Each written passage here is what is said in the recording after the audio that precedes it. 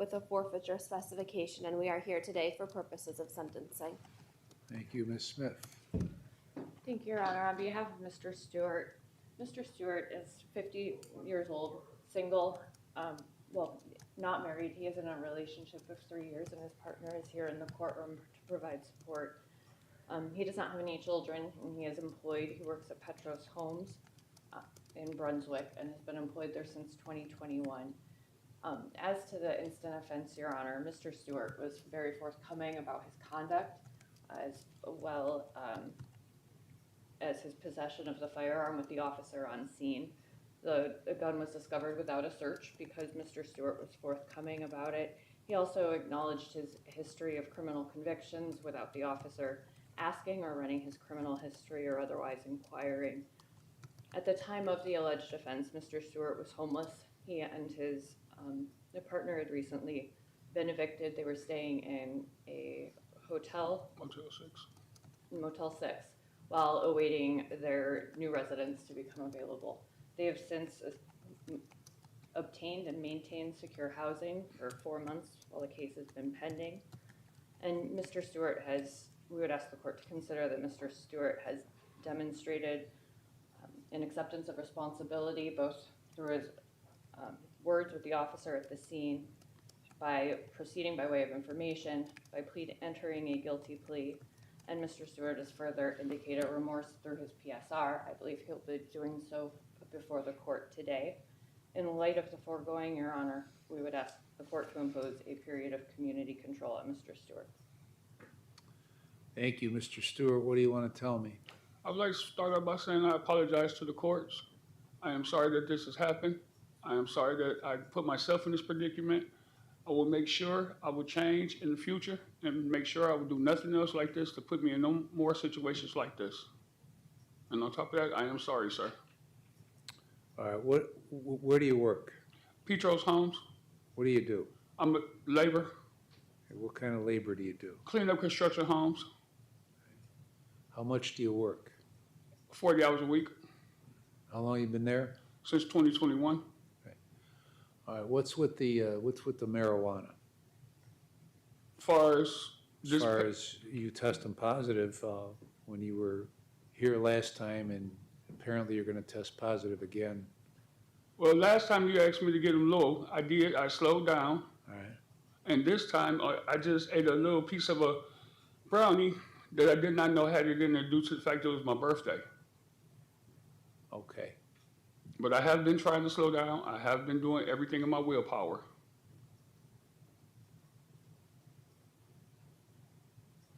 I mean, you've been, well, how long you been smoking marijuana? Since I was 2 years old. Since you were what? 2? 2? Yes, sir. How the hell were you doing it when you were 2? Well, my uncle used to come in town. He'd roll a joint up. He'd light it, hand it to me, and tell me to go run around and play with it.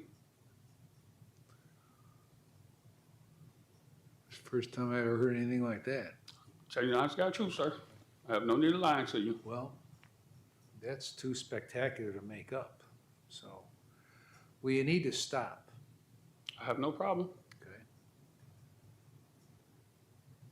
Because the only thing you got is a bunch of stuff in the early 90s, and then a couple of marijuana things that were probably minor misdemeanors, and then this thing. So,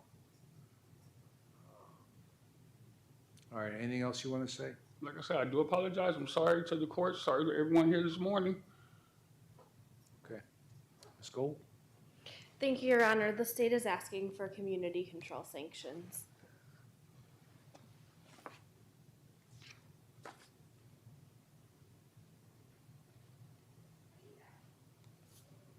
All right, I have reviewed the pre-sentence report and the drug and alcohol evaluation. And listened to Mr. Stewart, Ms. Smith, Ms. Gold, considered all the relevant factors in 29, 29, 11, 12, and 13. I'm going to place you on community control for 2 years. 7 days in the jail with credit for the 7 that you've served. You're to have no drugs or alcohol and you'll be screened. You're to maintain full employment. I want you to get a drug and alcohol evaluation and follow whatever recommendations are made, and pay the costs and supervision fees. So, you seem like you've gotten things together since this happened, okay, but you need to deal with the marijuana stuff. Yes, sir. And so when you go to get the evaluation, you need to be honest with them. Okay, whether you think you have a problem with it or not, okay, you need to be honest with them and follow the recommendations, because if you stop doing that, then it's smooth sailing for you, okay? Yes, sir. Because if you violate these terms, and probably the most risk you have is a positive test for marijuana, then the state will file a motion to terminate your community control, and if I find you violated, you face potentially 18 months in prison. You understand that? Yes, sir. All right. Anything else, Ms. Randallson?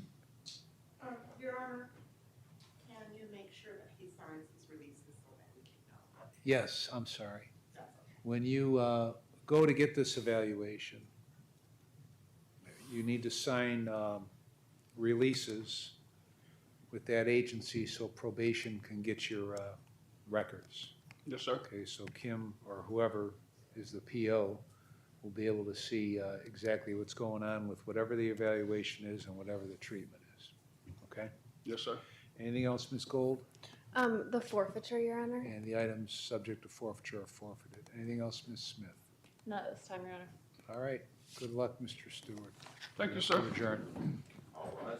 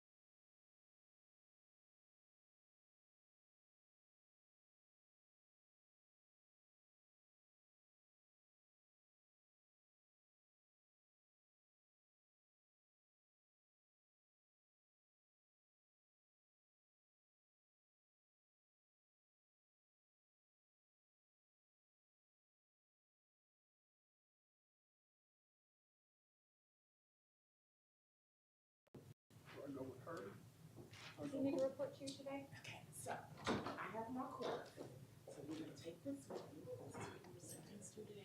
Go to probation.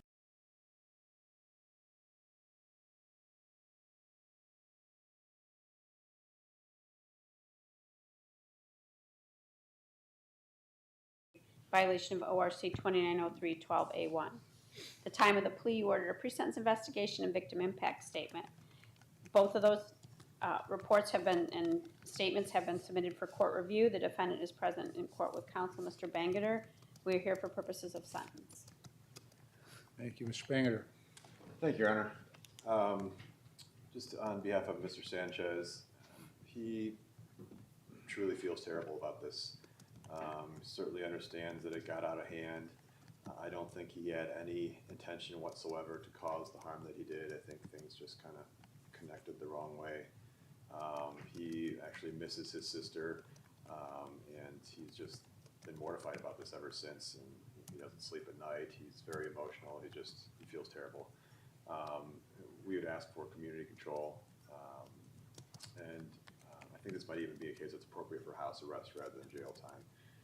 He's working, he's staying out of trouble, he's planning on moving in with his girlfriend soon, they're expecting a baby together. So I think this is not a guy who's gonna be out causing trouble. And I do wanna address, we talked a little bit in chambers about these traces of heroin in this test. He emphatically denies that he uses any drugs, doesn't use marijuana, doesn't know why that would have come from. I'm far from an infallible expert. I've seen plenty of clients who do show signs of heroin use. He's never shown any indication to me that that's an issue. But of course, he is happy to submit to whatever testing and assessments that the court would make the court feel comfortable that this is not an issue as well. Thank you. Mr. Sanchez, what do you want to tell me before I impose sentence? Yes, Your Honor. Just want to say that I can't do this anymore. I just want to go through whatever I have to go through. The guilt I have, I can't sleep at night. Constantly thinking I missed work for a whole week. Didn't go to work, stayed in my room all night. The owner of the company called me. Brought the new HR lady from work, knows my attorney's colleague, and he was able to contact him and ask him what was wrong with me. My actions went too far when I knew better. I'm in this situation because of my fault. I didn't know how to control myself. It was all over something so stupid. Seems like it. Yes. What harm is a can of soda going to do to me? No. I can't call my sister. I can't apologize. I can't hug her, and yet, after what I did to her, she was still trying to help me. I'm so heartbroken. I just can't anymore. I want to go through whatever I have to go through and get it over with. I can't keep doing this. It's been over a year, and I'm still in this mess. I'm done. I really want to do whatever I have to go through and be done with it.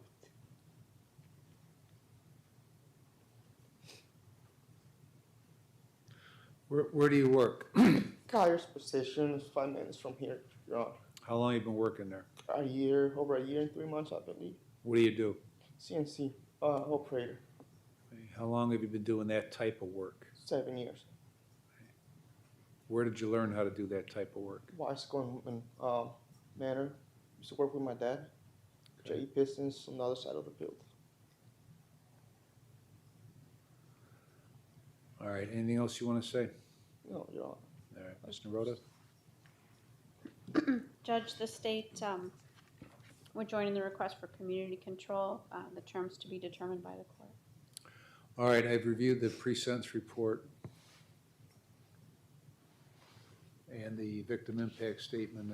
I've listened to counsel, listened to Mr. Sanchez, considered all the provisions and all the factors in 29, 29, 11, 12, and 13. I'm going to place you on community control for two years. You're to have no drugs or alcohol, and you'll be screened. So if you're playing around with drugs, we're gonna find out soon enough. Okay, that's a fact. You're to maintain full employment.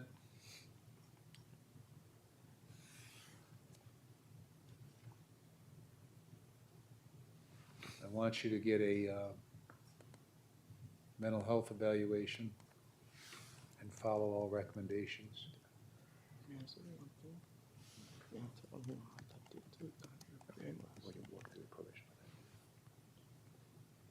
You're gonna complete the Decision Points program through the probation department. And you're gonna pay the costs and supervision fees. Anything else, Ms. Randallson? Once again, Your Honor, she was signed release. So that Oh, I'm you get sorry. information. It must be you, I keep forgetting that. Okay. When you go to get your evaluation, then I want you to sign a release, so probation authorizing them to get your records. You understand that? Yes, Your Honor. Okay.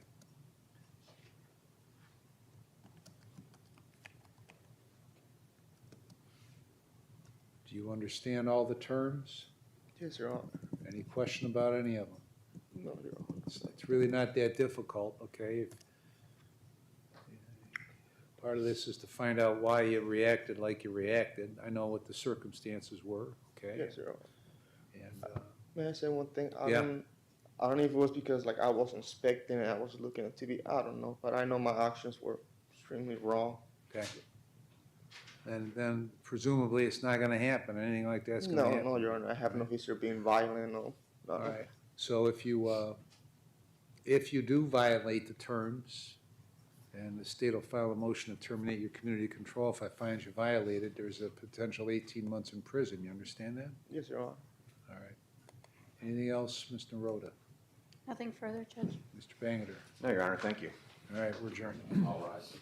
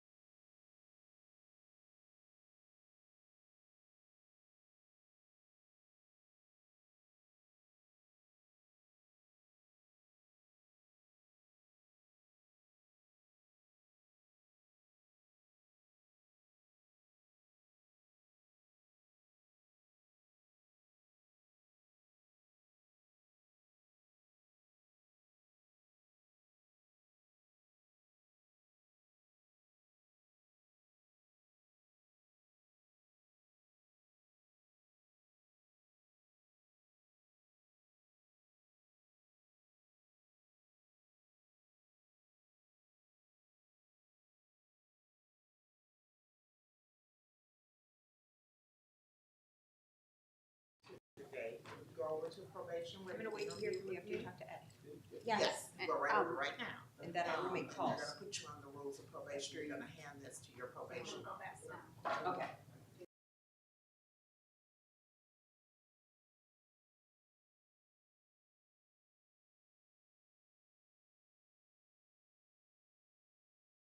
Sentence report, psychological evaluation, and victim impact statement were ordered. Those reports have been completed, and the defendant has 71 days of jail time credit. Thank you. Thank you, Ms. Fagazio. Thank you, Your Honor. Your Honor, I would ask this court to find Mr. Boer amenable to community control sanctions in this matter. Mr. Boer has a very minimal criminal history. This is his first felony case, and he does feel much remorse about this situation. He did express that in the pre-sentence report. He feels horrible about what he has done, and he recognizes that his drug use has contributed to this situation, and he even recognizes that were he not on drugs at the time, this would not have happened. He and his mother have been very close, and he really valued that relationship that he had with her, and so he feels very terrible, very horrible that he acted in this way and committed this offense against her. He specifically said that his mother did not deserve this type of treatment. He has 71 days overall of jail time credit, but recently he has been in the jail for 45 days since his bond got revoked, and during that time he has really used the time to better himself. He was able to meet with his minister from St. Mary Magdalene.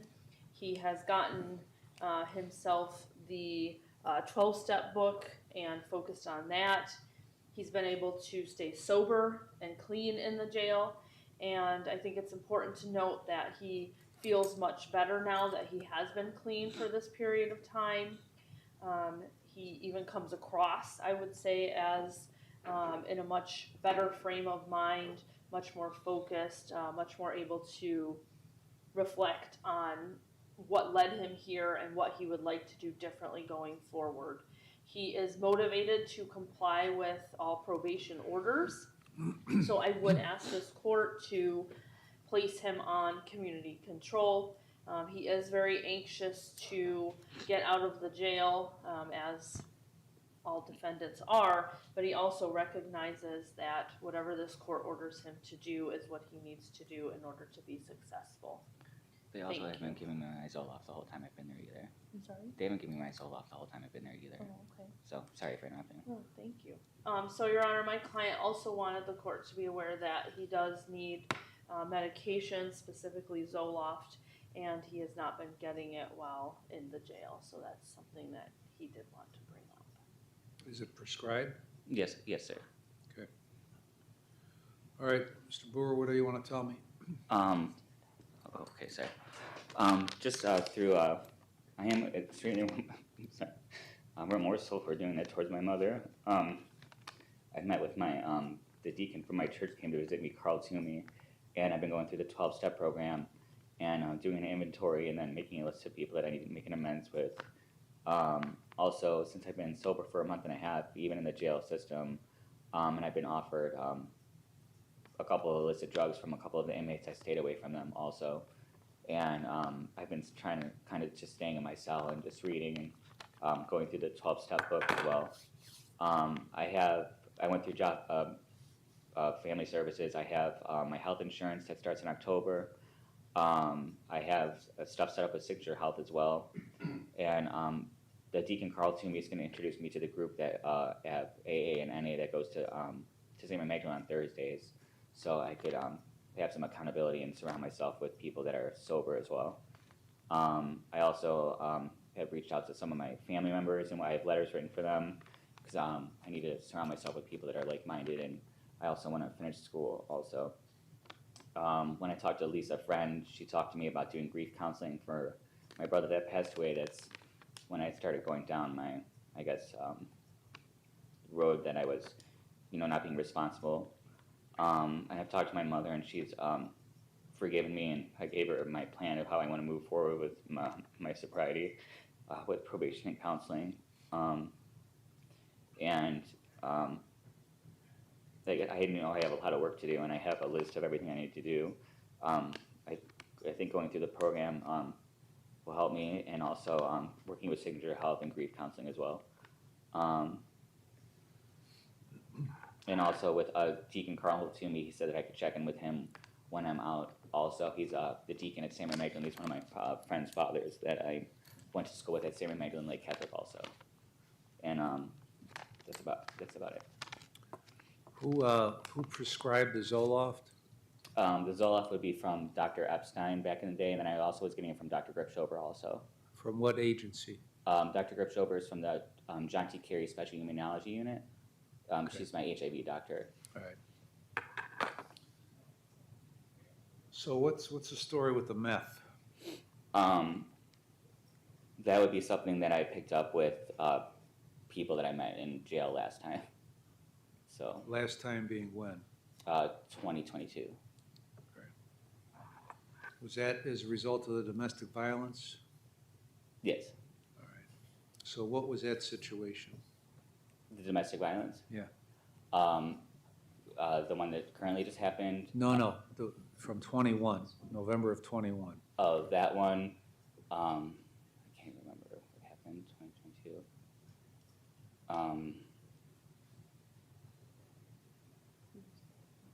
My mother was the victim of that one as well. That one was not nearly as bad as this one. Both of them were bad. And it was her and I just got into disagreements, but it had to do with her boyfriend at the time that she had living in the house kept coming after me. He actually hit me and fractured the back of my skull and broke my nose as well, and I went to Lake West Hospital for that. But he's not in the picture anymore. All right, so you telling me you didn't start using meth until you went to jail that time? No, I had started before that. Okay. So It's not a regular thing, though. then why do you do it? I guess I'm around people that I shouldn't be around. Well, have you found meth to be helpful to you living your life? No, absolutely not. No, that's why when I've talked to my mother about it and talked to other people about it, it's absolutely crap. It's absolute crap. It's stupid to do. I mean, I did it twice, and then I ended up losing a month and a half of my life, which just, it's ridiculous. It's stupid. It's very, very dumb. It's very dumb. Okay. So you're telling me, are you addicted to it? I don't think so. Okay. Because I didn't have any withdrawals or anything, so. All right. So physiologically, there's no reason you need to use it, right? No, it's stupid. I completely agree. And So when I let you out on bond, why did you then use it right away? I guess I was very scared about the sentencing and whatnot in this whole situation. So I guess I ran to it for stress relief, I guess. Did it relieve your stress? No, it did not. Got you back here, right? Yeah, I know when I'm just logically speaking to somebody, it sounds so stupid.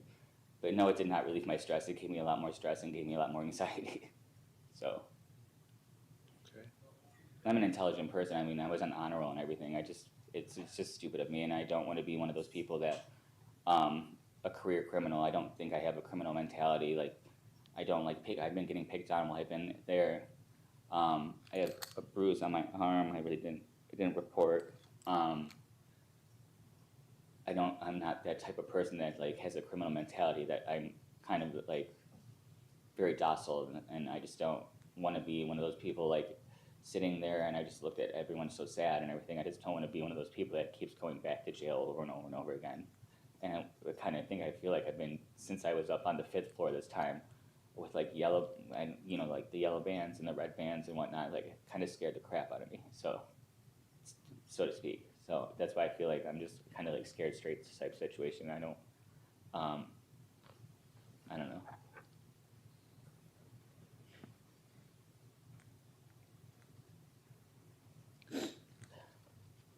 What was the resisting arrest all about back in May of 22 in Painesville? Or no, I'm sorry. The resisting arrest. That would have been. Oh, my mother was home working, and I mean, I don't know how I don't really know Okay, how I so- got. So you don't have any real problems here until this domestic violence. Right. I mean, not The- when I the put first- everything. Not when I. I'm sorry for. Not when I put everything down on paper, and I was like going through the 12 steps and everything. I'm like, everything I have to deal with is pretty normal stuff, like losing family members and whatnot. That's everything that everyone has to go through. But seeing my brother dead in the bed, I've never seen anybody dead like that before, and he died of heart failure. So. And I know I haven't dealt with that, because I mean, How long ago was that? it was 2016. But after he passed away, about 6 months afterwards, I moved out to California with my cousin Sarah, and then moving back home, it's been like really hard seeing like the baseball fields and stuff we used to go to as kids and stuff like that, and living in the same house that he used to live in. So I know that's what my main problem is. Because around the holidays and stuff, I don't have my brother anymore. And we grew up with a single mom, so it's not just me and her. So, and I know he'd be completely just ashamed of me. So that's why I'm just like very upset with myself. Who were the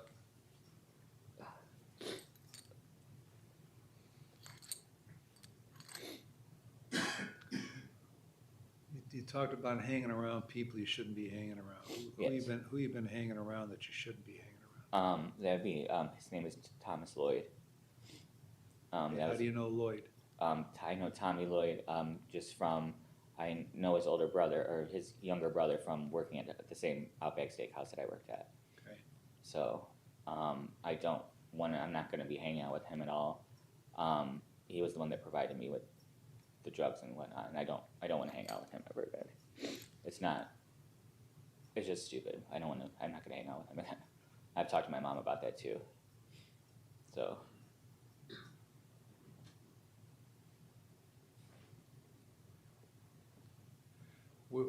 So what do you do work-wise? Work-wise, I mean, I did landscaping with Tommy Lloyd a little bit, and then work-wise, I was doing. I worked at Red Lobster before. I've worked at Outback Steakhouse for 14 years. I was Employee of the Year there. I was a manager. I also worked at Progressive. So I checked recently. I'm still reliable at Progressive, so I can still do that. I worked in subrogation, and I also worked in the claims loss reporting unit. Then also, I've done management at Outback Steakhouse also, and I also have done management at Brio as well. I think I'm probably going to go maybe like the Progressive route or something like that. I could work a couple days a week from home, as well as finish school at the same time, because I'm not that far away from a bachelor's actually. So that's what I want to do is finish the bachelor's. So. Back in 22, as a result of that sentence in Willoughby, Yes.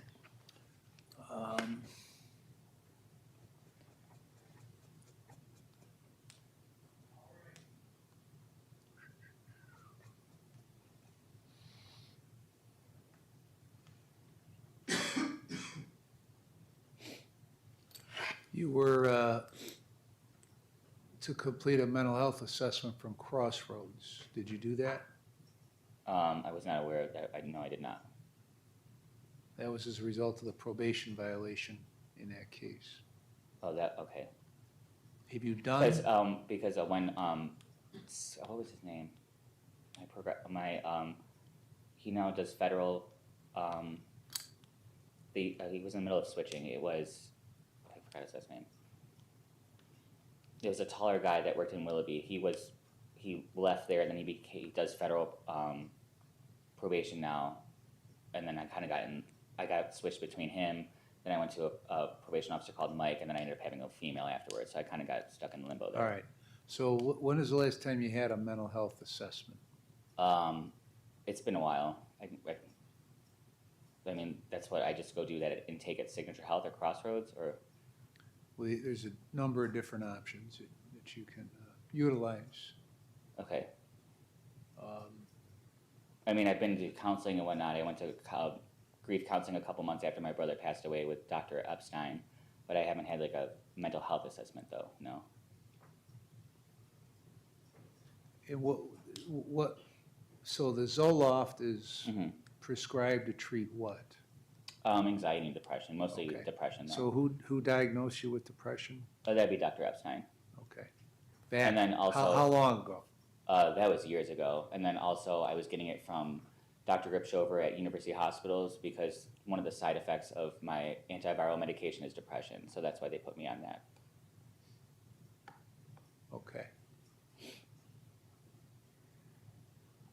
But besides meth, what other drugs have you used throughout the years? I've used marijuana before. When's the last time you used that? Marijuana, I haven't used marijuana in years. I probably was in college. I haven't used marijuana in years. So, I mean, I smoke cigarettes, but that's about it. Okay. So what is it you think you need to do to straighten your life out? I know I've been running from my brother passing away, and that's like something that really eats away at me. So I know I need to get on top of that, and that's why I was very close with my cousins also, but when my brother passed away, I kind of, slid away from my family a little bit just because it reminded me of my brother, obviously. And I just know that I need to be open with my communication and honest with myself. That I know I can do it. I'm a smart person. I'm intelligent.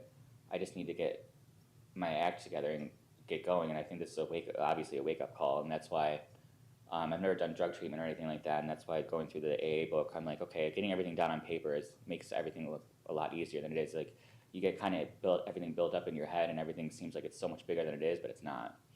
And that's why I feel kind of silly with this whole situation that I've let myself. And the meth just feeds into that, right? Oh yeah. It multiplies. Yeah, it's your stupid. Problems, the perception of your problems. Right? Absolutely, it's stupid. So that's why I don't have any paraphernalia or anything. I don't have any of that kind of stuff. The only thing I would plan on doing, I'm going to be smoking cigarettes or vaping. That's the only thing I would do. I haven't drank alcohol since 2019. The last time I had alcohol was on September 23rd of 2019, and I stopped cold turkey, and I was totally fine with that.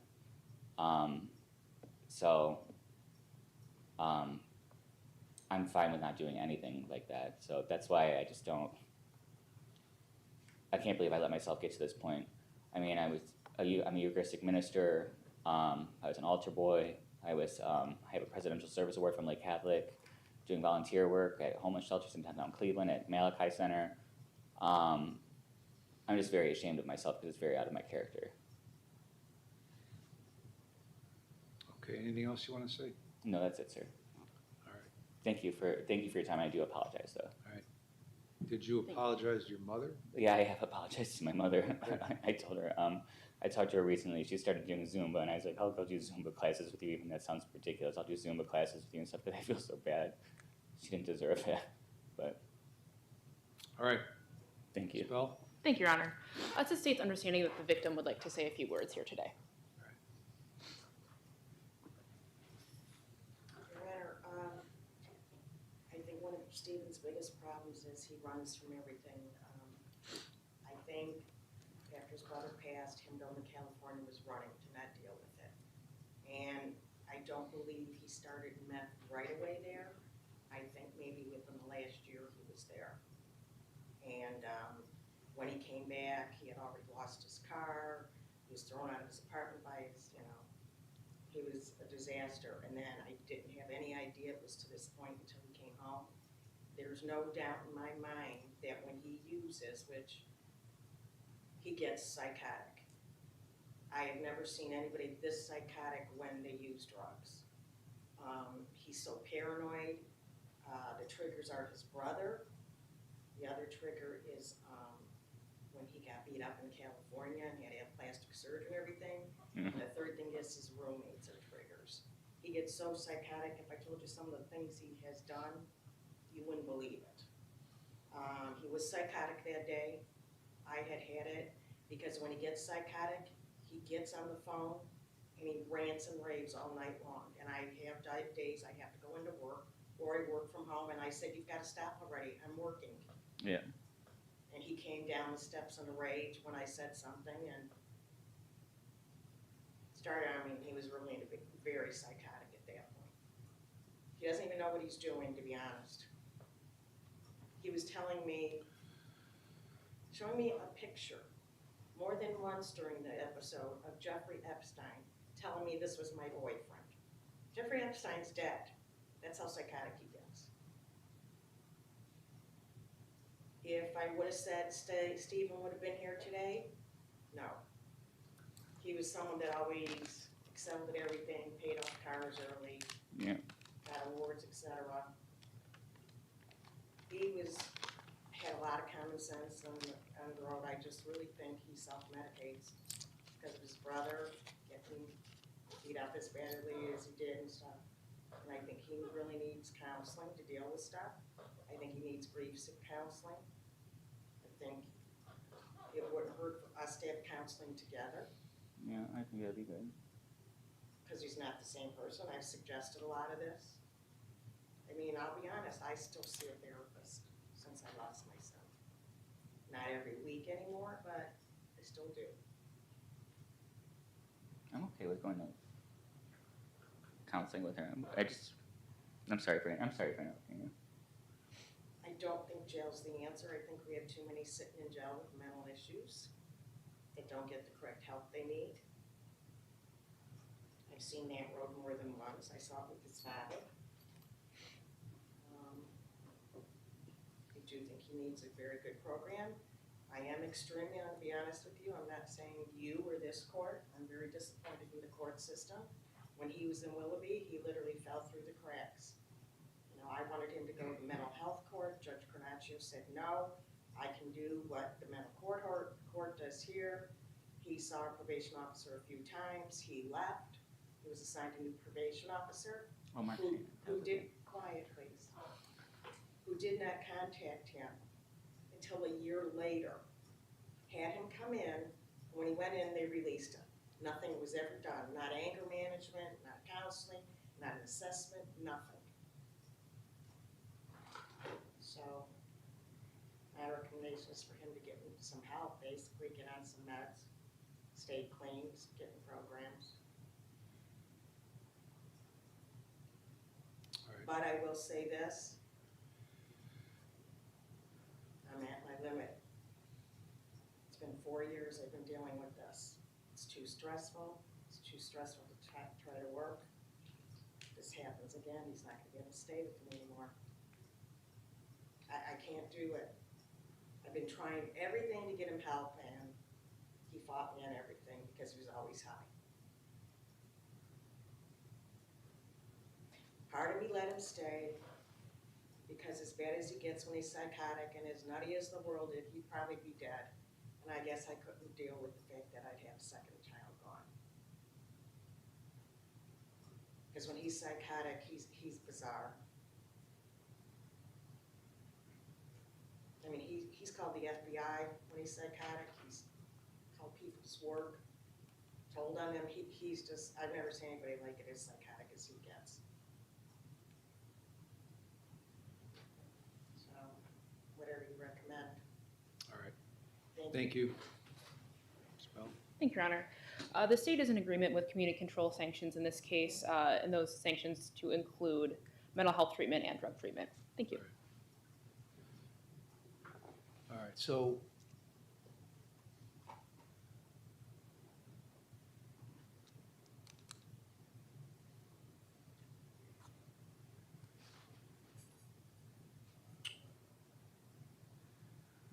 my problem, my immediate problem with you is Mhm. this meth use. Yeah. I've never, usually I hear when somebody's on meth is Mhm. they keep using it because they can't stop using it. Yeah. I'm feeling much better now, though. And, well, you probably feel much better because you're not high and Yeah. That's why I feel like losing your mind. And Now, you don't know what's in that stuff either, right? No, I feel like an idiot. But, you know, there's something, I think what it's called is xylazine. It's been showing up in meth. What's xylazine? Huh? What's xylazine? It's something that is very destructive, along the lines of what fentanyl is to heroin. Oh, okay. That will just destroy your mind. Yeah. So you've got two immediate problems. You gotta stop using that crap.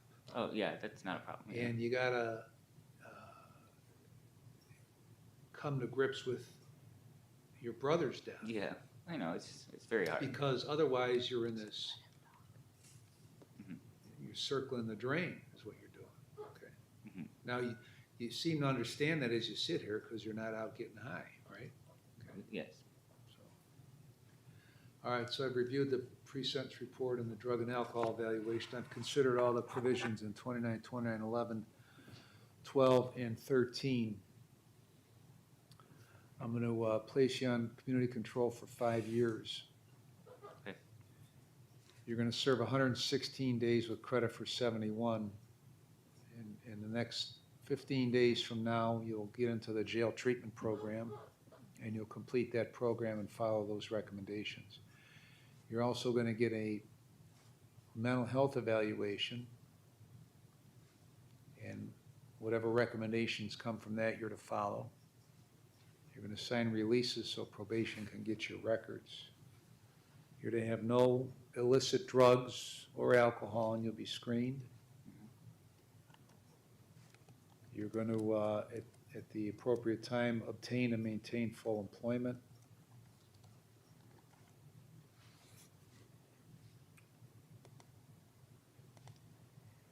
Whatever medication, meaning having to do with your medical condition and your psychological condition, whatever medicine that you are prescribed, you're to take only as prescribed.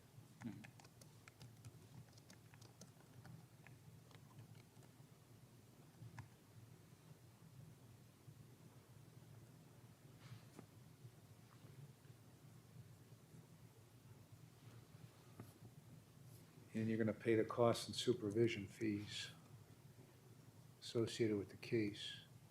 Mr. Clement, any other terms? Just on the full-time employment, does he have the option to do full-time employment, school, or combination? Yeah. Depends on get back to school. Yeah. How much more school you got left for your bachelor's? It'd be about 3 semesters. All right. What's the story with your driver's license? I believe my driver's license can be expired, or should be. Okay, you're to get a valid driver's license. Okay.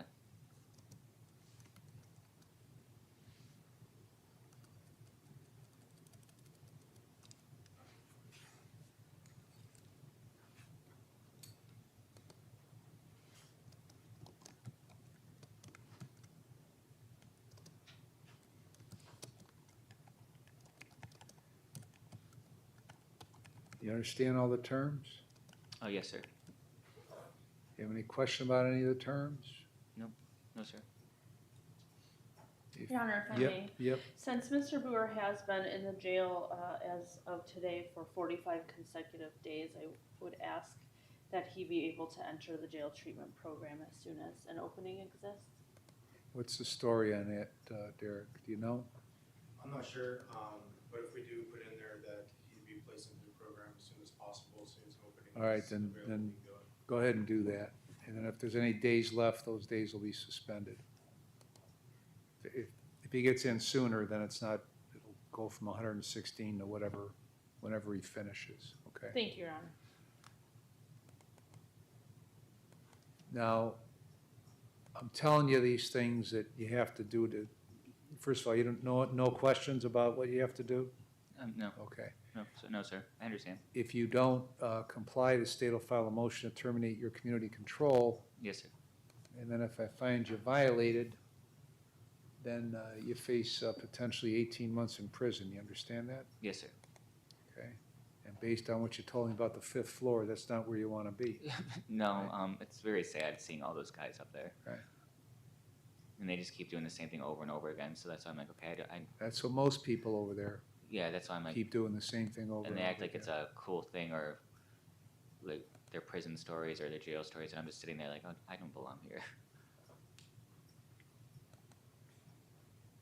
All right, and what I'm gonna do is,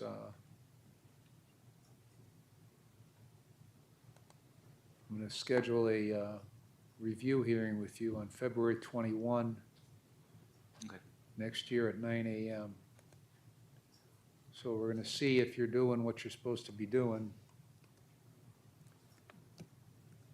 That's just like a check-in? Okay.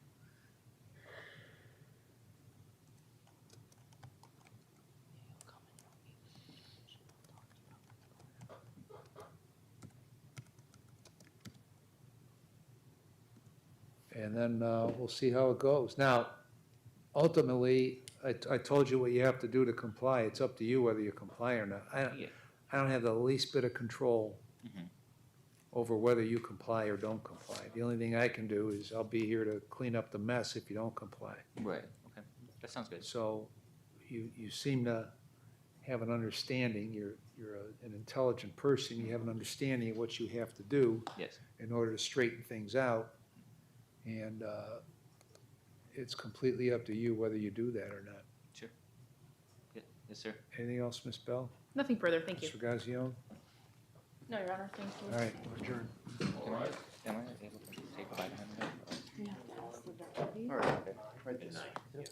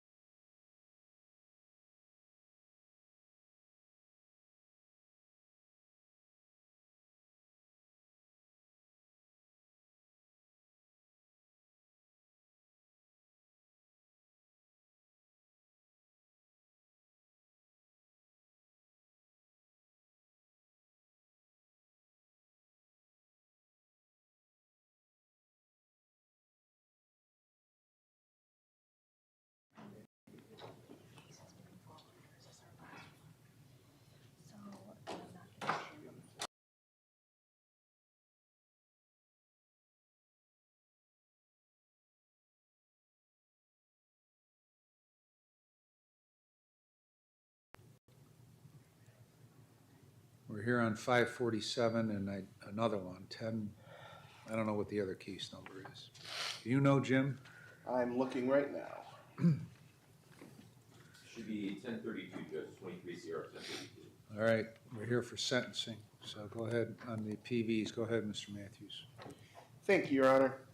This time, Mr. Metcalf would like to waive his right to a final hearing and enter a plea of guilty to violence. He did that last time. Oh, I'm And we sorry. just set this for sentencing. Oh, okay, excellent.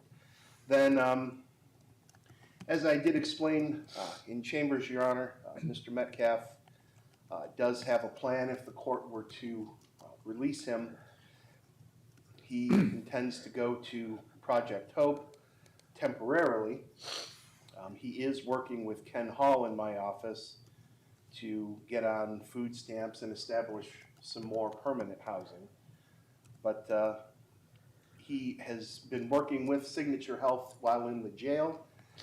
They have him on the appropriate mental health medications, and I did just speak with him regarding that, and he says that yes, he is still taking them, and that he does know if he were to be released, where to go to see the appropriate doctors to make sure that those prescriptions are continued on the outside, Your Honor. I believe he has been in jail for 91 days at this point. What do you have to say? Yes, sir. I apologize for even being here. It's my fault. We shouldn't be here right now. Why are you here? I let myself get the best of myself. Well, because you stopped showing up after April. I didn't show up after I got pulled over and they charged me with the charge. It's just that simple. I was scared that I was gonna get put in jail, and if I would have just dealt with it, they would have dropped the charges, and I wouldn't have been in jail. I mean, it's just. I'm sorry. I'm dealing with some other stuff right now. They found my brother dead yesterday, and I'm not doing so great right now. I want to be with my family. I've still got plenty. I've got over 15 months clean. I've completed everything.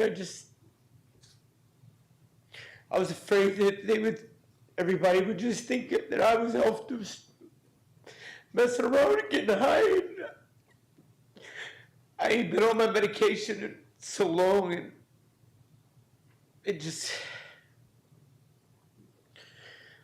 had a record of just messing everything up.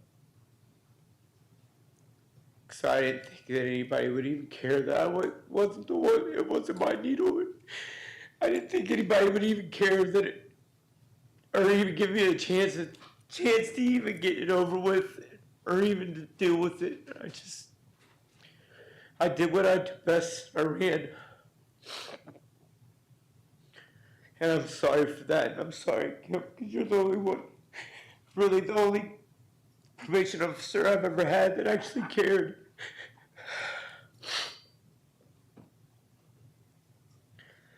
I thank you for even being here and giving me a chance the first time. I probably didn't deserve it the first time. Who has prescribed your meds? Signature Health is doing it, and I'm supposed to go see them when I get out. What, I'm already on.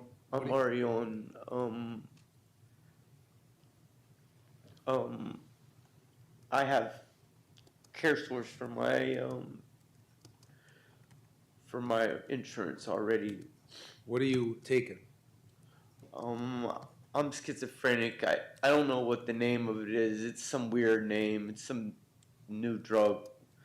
But it's actually done a lot better than anything else. Everything that I've had been prior to this has got me so drugged up that I don't even know. I'm schizophrenic and bipolar too, so the medication that they give me is really strong. Normally it's so that I can't even cope when I'm on it for long periods of time. But the stuff that I'm on right now, I'm not real sure what it's called, but it's not like that. They've done a good job with managing it this time.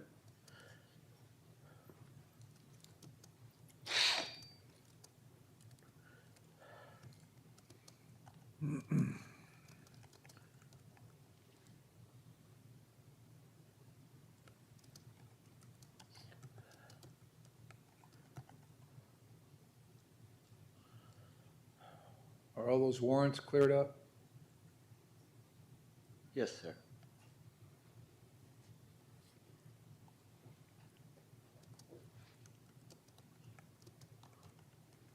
I would greatly appreciate a chance to go be with my family and bury my brother.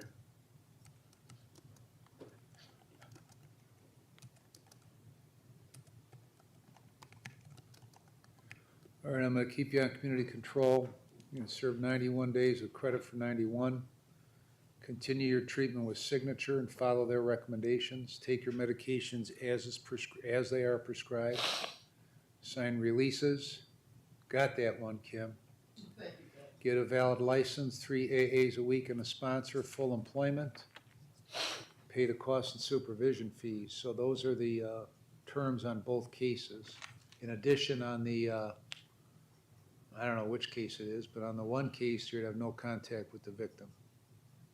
On the safe cracking case. You understand everything? Yes, sir. Hey, we can't keep going round and round like this, Eli. So at some point, you gotta do your stuff and stop coming in here. Now, it seems like the key to your stability is the mental health meds. So, I do think they got that right this time. well, then if they have it right, and you feel good on those things, like you're supposed to, then there's no reason to not take them, and there's no reason to play around with the other shit, right? Yes, sir. I've been clean almost 16 months now. Okay. So, if you've got it halfway figured out, figure the rest of it out. Anything else, Mr. Matthews? No, thank you. All right. All right.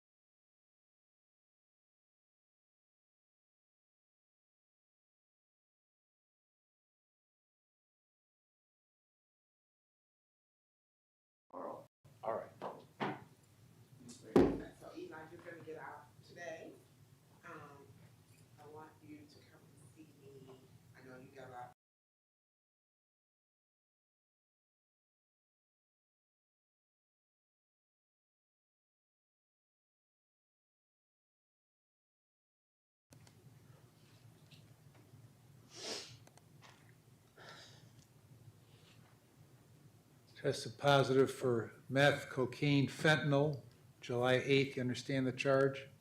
Yes, Your Honor. Brought in fake urine July 8th. You understand that charge? Yes, Your Honor.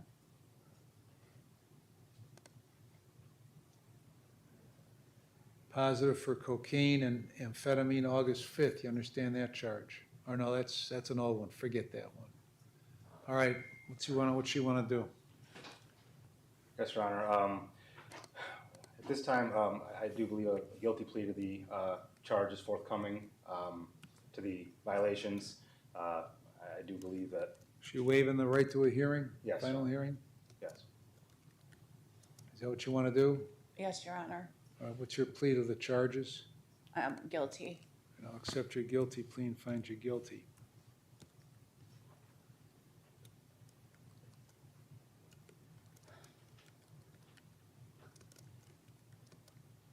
As I remember, last time you were in here, after disappearing for about 3.5 years, you told me you had been doing everything that you were supposed to be doing, with the exception of showing up, that you weren't using any drugs. Didn't you tell me that?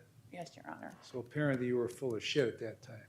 Your Honor, I have been clean for years. I don't, Then what do you, then, if you've been clean for years, then what did you start using for? I used one time and it was a very bad decision. I'm sorry that I did it. I have too much going on in my life and I don't know. I'm sorry, Your Honor. I'm sorry I brought in fake urine, Jamie. That's the second time you tried the fake urine. Okay, so, listen. It's apparent to me you lied to me when you were here earlier Your Honor, in the year, Your Honor. and you're lying to me now. If you used only once, then why'd you, all right. So one time in all these years, you used meth and cocaine, is that right? I used cocaine, yes. And you didn't use meth? I thought I was doing cocaine when I did it. Okay. Where'd you get it from? I was at a cookout and I was talking with some girl and she had some A cookout where? over at one of my boyfriend's friend's house on July 4th. Who? What do you mean, whose cookout or who was Yeah. the girl? Yeah. It's his friend Tay. Tay who? What's Tay's last name? Miller, I think. I don't. So what did she do? Well, we were just talking for a while. We were talking about, we had some similar interests, like, and we're talking about crystals and yoga and candle making and different oils to use and stuff like that. And she just happened to have some, and I don't know. I had been talking to her for a while, and I thought she was interesting, and I think I was just getting a little cocky with myself, maybe. But I've spent the last 51 days humbling myself and trying not to be cocky and think that I can do something so stupid. But what I've learned is to actually, if I'm gonna go to a cookout, it'll be a cookout with my family only or at my own house, because I've subject myself to risky situations. See, I just don't believe you. I wouldn't lie to you, Your Honor. Well, I know that I can, I know that. Look, you've been here now for 6 years plus. You've been coming back here. I know, Your Honor, that I can do this without treatment. I know that I can finish the probation. Jesus. Are you shitting me? Hey, did I just hear you say that?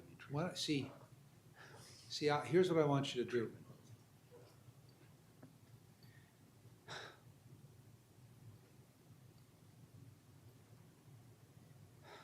Did I hear her say that she can do this without treatment? Judge, I think her emotions are a little foggy right now. I think she's kind of wavered back and forth. Took her a little time to recognize I mean, I can just send you to prison, and then you won't have to worry about any of these silly ass rules, right? I know that I can do it, Your Honor. You know, if you could do it, then why haven't you done it? You tell me you know you can do it. I know but you're not doing it. That's because you don't want to do it. I do want to do it. No, you don't. Yes, I do. Yes, I do, Your Honor. I really do. If you wanted to do it, you wouldn't be on probation anymore because you would have finished it. a long, long time ago. But every time you come in here, it's the same song and dance from you. I'm sorry, Your You Honor. told me for 3.5 years while you were gone that you were clean the whole time. I was And, clean. and you expect me to believe that? I was clean. I've done a lot of stuff in the Jesus past 3 years. I can't take this anymore.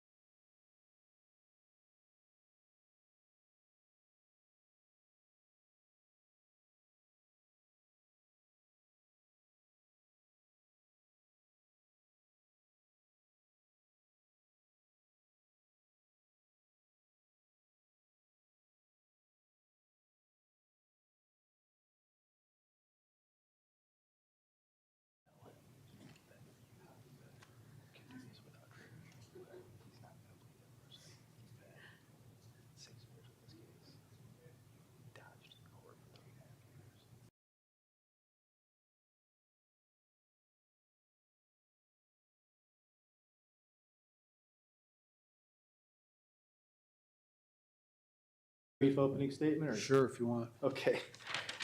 Well, I guess I could stand on the brief, but in essence, Your Honor, the narrow issues that were brought up by defense counsel in their motion to suppress have to do with whether Officer Ryan Thomas had reasonable suspicion based on articulable facts to further investigate criminal activity after he had issued a written warning after a traffic stop for a traffic infraction. The state intends to present evidence today that Officer Thomas did have that, and also whether the consent that was given by the defendant to search his vehicle was valid in light of the continued detention.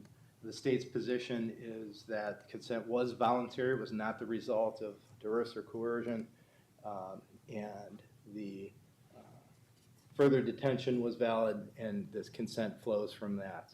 The state will present the the testimony of one witness here today, Officer Ryan Thomas of the Wickliffe Police Department, a Google map, dash cam and body video, and some photographs, Your Honor. All right, Ms. Smith, open. Your Honor, Paul Bonovic. Okay, Mr. Lebanovic. Good afternoon, Your Honor. Thank you. Yes, the video and the mostly going to speak for itself here in this case, and I won't belabor too many points because I think the briefing on both sides is pretty thorough. This case is our contention that Officer Thomas prolonged the stop, and after the point where he had fulfilled the purpose of the stop when he issued the warning, and that he did not have reasonable articulable suspicion to do that. The facts in this case are very similar to the facts in Robinette 3, which is the controlling case in this matter. The Supreme Court has already given us guidance on how to resolve these issues, and after the testimony and video today, you'll see how well it matches up, and based on that, we think it will demonstrate that Mr. Grady's Fourth Amendment rights were violated, and the evidence seized from there should be suppressed. Thank you, Your Honor. All right, go ahead, Mr. Thank you, Your Honor. The state of Ohio would call Officer Ryan Thomas. You raise your right hand, please. You swear testimony about gives the truth, the whole truth, and nothing but the truth, so help you God. Yes. All right, have a seat over here. Keep close to that microphone, please.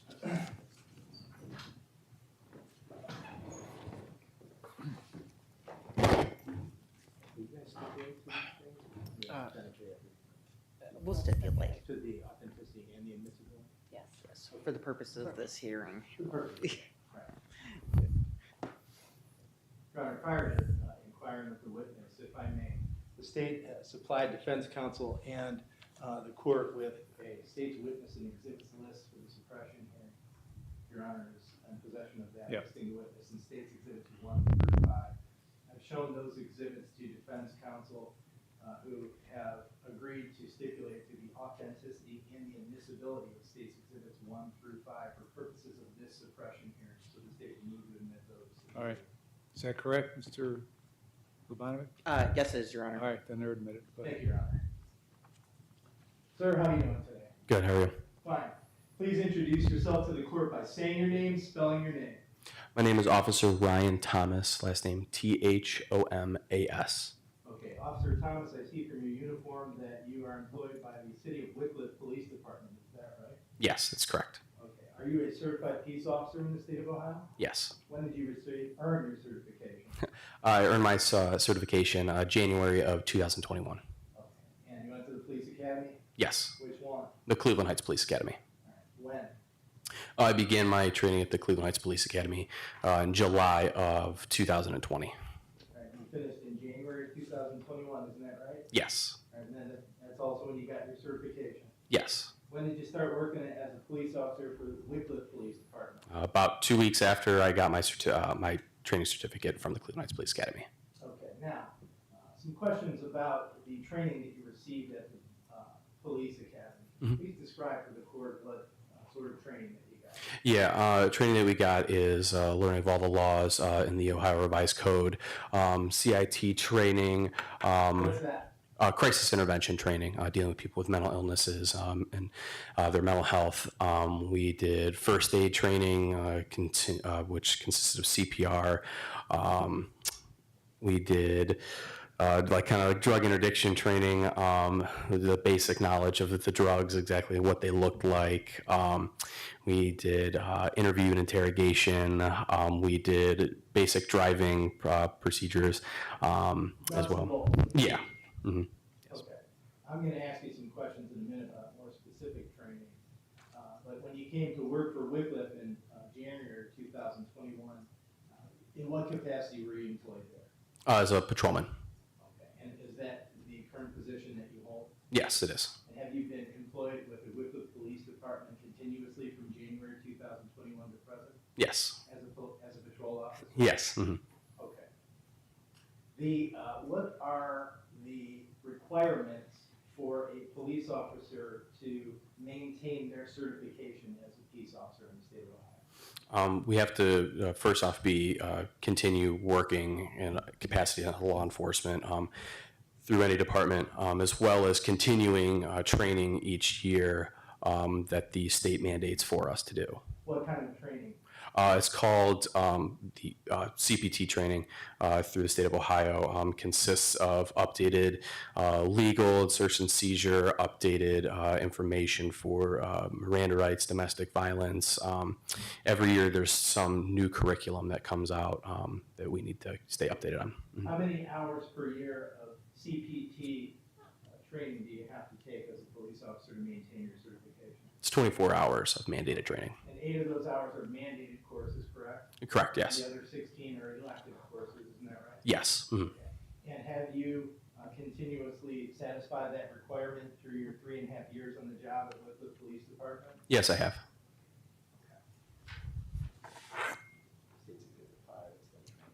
Your Honor, I'm going to ask for continuing permission to approach the witness. Go ahead. Thanks, Judge. Officer Thomas, I'm handing you State's Exhibit 5. Please take a look at it. You recognize that, don't you? Yes. All right, what is this? This is the training classes that I have attended as a police officer while at the Wycliffe Police Department.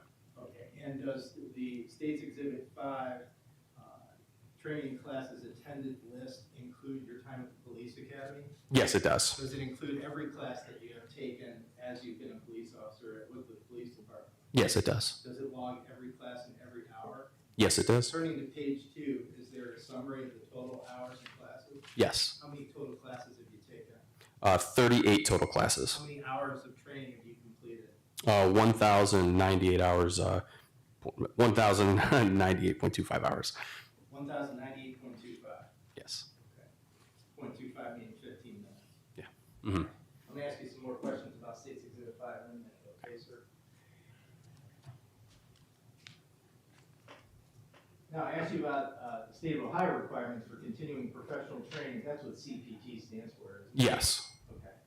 And as a Wycliffe police officer, are there training requirements that your police agency puts upon you? Yes. What are they? As well as the other CPT training that we do. We also do training in our department as well. We do our monthly qualification. Every month we go to our shooting range and we do other courses through shooting with a trained and certified shooting officer in the state of Ohio, as well as whenever we have, as well for me, I'm a certified defensive tactics instructor, so we'll do trainings as well in-house with the other officers at the Wycliffe Police Department. Okay. Now, do some of the training courses that you attend through the Wycliffe Police Department requirement include off-site training? Yes. Mm-hmm. Right, I'm going to ask you specifically about a couple trainings that are listed on State's Exhibit 5. Mm-hmm. Looking at page 2 of State's Exhibit 5. You guys have that copy, don't you, Paul? Yes. All right. Identifying criminal vehicles and occupants. Yes. You see that listed in the first one? Yes. What is that? That is a class that was put on by the company Street Cop Training. It was an online course that I took. And after the course was completed, there was a list of questions that goes over just to make sure that you understand the course material. After passing that, I was given a certificate, which was turned in to the Wycliffe Police Department. Okay, what course of study was covered in Courses that were studied in there were criminal vehicle behaviors, so that would be like evasive maneuvers on the side of law enforcement, the difference in behaviors when asking questions towards other people and interviewing them, as well as other like nervous behaviors that that individuals will exhibit in the course of criminal activity. As indicative of what? That there is criminal activity afoot. Okay, now, how long was that course? That course was 5 hours. All right, going back to page 1 of State's Exhibit 5, I'm going to ask you some questions about the third course listed from the bottom, criminal interdiction workshop / desert snow. Yes. Okay. Please describe to the court what that course was. It was a 4-day training that took place in June of 2022. We were sent down to Columbus for the workshop that was put on. The company is called Desert Snow, which is a law enforcement certified company that teaches strictly for drug interdiction throughout the country. Some things that we learned in that class were the same type, more in-depth details is to behaviors, nervous behaviors of people that were engaged in criminal activity, as well as evasive movements and maneuvers with vehicles upon the side of law enforcement, as well as other ways that criminals can conceal, carry. Let me stop, because you've answered my question. I appreciate you giving a complete answer, but let me ask you another. Yeah. It's you said it was a 4-day course? Yes. How many hours? Oh, it was 24 hours. Did you complete the course? Yes. Successfully? Yes. And you received a certificate for doing that? Yes. All right, now you mentioned in the previous training that I asked you about, and in this one, evasive maneuvers. Mm-hmm. Okay, what did you learn that is? It could be sudden lane changes. It could be change in speed of a vehicle traveling down a roadway. It could be vehicles moving behind other larger vehicles like semis to conceal their location. What about cars turning into streets or lots, things like that? Yes. When Mm-hmm. a police car gets behind it? Yeah. Is that something that you learned in those training courses is indicative of criminal activity? Yes. An evasive maneuver? Yes. Mm-hmm. You mentioned, you testified when you were explaining in your other training course, differentiating verbal responses. Is that something that was covered in the Desert Snow training? Yes. Mm-hmm. Okay. Please define for the court what you learned about that, what it is, and what did you learn about it? Yeah, some of the things that we learned as if you're questioning another person that you believe is engaged in criminal activity, when you start asking specific questions along the lines of the exact criminal activity, their responses are consistent up until you ask a certain question, and then their behavior or their reaction or choice of words changes from the consistency that they were giving you. Okay, is that if you're asking a singular person or multiple? It could be multiple people as well, singular or multiple. So is that something that you learned to observe in your work as a police officer? Yes. As being indicative of criminal activity? Yes. Right. Now, you mentioned drug interdiction training. I'm going to ask you some questions about specific to Wycliffe and the hotels that are in Wycliffe. Is there anything specific to hotels that you learned in your drug interdiction training that is indicative of drug or criminal activity? Mm-hmm. Yes, drug activity that's involved in hotels is more prevalent, especially on the route when they're right off of the highways. Considering that we're in our city, we have multiple hotels and motels which are located right off of Euclid Avenue near Route 90. And motels, hotels, there's a lot of people that stay at those locations for short periods of time, and it's a lot of and other hotels that have a lot of vehicular and personal traffic going in and out of the hotels is another sign. Is that something that you learned in the Desert Snow training? Yes. Is another sign of what? Criminal activity. The training that you received at these courses that you were certified in, is that something that you keep in mind as you are performing your duties as a patrol officer with them? Yes. Mm-hmm. Let me ask you about being a patrol officer with them. Are you a full-time officer? Yes, full-time. Since January 2021? Yes, sir. Work about 80 hours a week, every 2 weeks or so? Yes. All right. When you're on the job, you're on duty, what do you drive? A marked police car with, it says the City of Wickliffe Police Department on the side. Okay, good. So no mistake, if they see that car, they know you're a City of Wickliffe police officer. Is that Yes, correct. right? All right, and what do you wear when you're on duty? This exact uniform with my badge, my black shirt with our city patches on it as well. Okay, with the police patches on the sleeve? Yep. Patrol officer, your job is to respond for calls for help and to monitor traffic, isn't that right? Yes. It's much more, but in a nutshell, that's it, isn't it? Yes. All right, now, when you start a shift, what happens? We have the beginning of our shift starts with roll call, which means our supervisor brings in, we have like a basket that we keep of all of the reports from, the last few days, as well as like teletypes from other departments and other agencies throughout Northeast Ohio. Our supervisor, he'll go through the basket and read all of the recent reports that have happened in the city of Wickliffe. To keep us updated on information as well as recent arrests, specific places and locations that we have that we frequent if there's issues or people that are there. Okay, so they kept abreast of the activities and the criminal activities in your city? Yes. And about how long does roll call last? Around an hour to an hour and a half, maybe, depending on the day. All right, now, in terms of assignments as a patrol officer, how are you assigned to patrol a certain part of the city of Wickliffe? Yeah, during roll call in the morning, our supervisor, he will divide up the officers on duty that day into different zones in the city of Wickliffe. Zones, right? Yeah. Okay, Mhm. how many zones is the city of Wickliffe split up into? There's 3 zones. And you're assigned to a zone per shift, is that right? Yes, that's correct. Over your 3.5 years at Wickliffe, have you been assigned to every one of those 3 zones? Yes, I have. Numerous times? Yes. And are you familiar with the geography of the city of Wickliffe? Yes. And you maintain a continuing knowledge of the criminal activity that occurs in the city of Wickliffe, Lake County, Ohio? Correct, yes. I take it you've done some traffic stops in your 3.5 years as a patrol officer, am I right about this? Yes, that's correct. About how many would you say that you've done?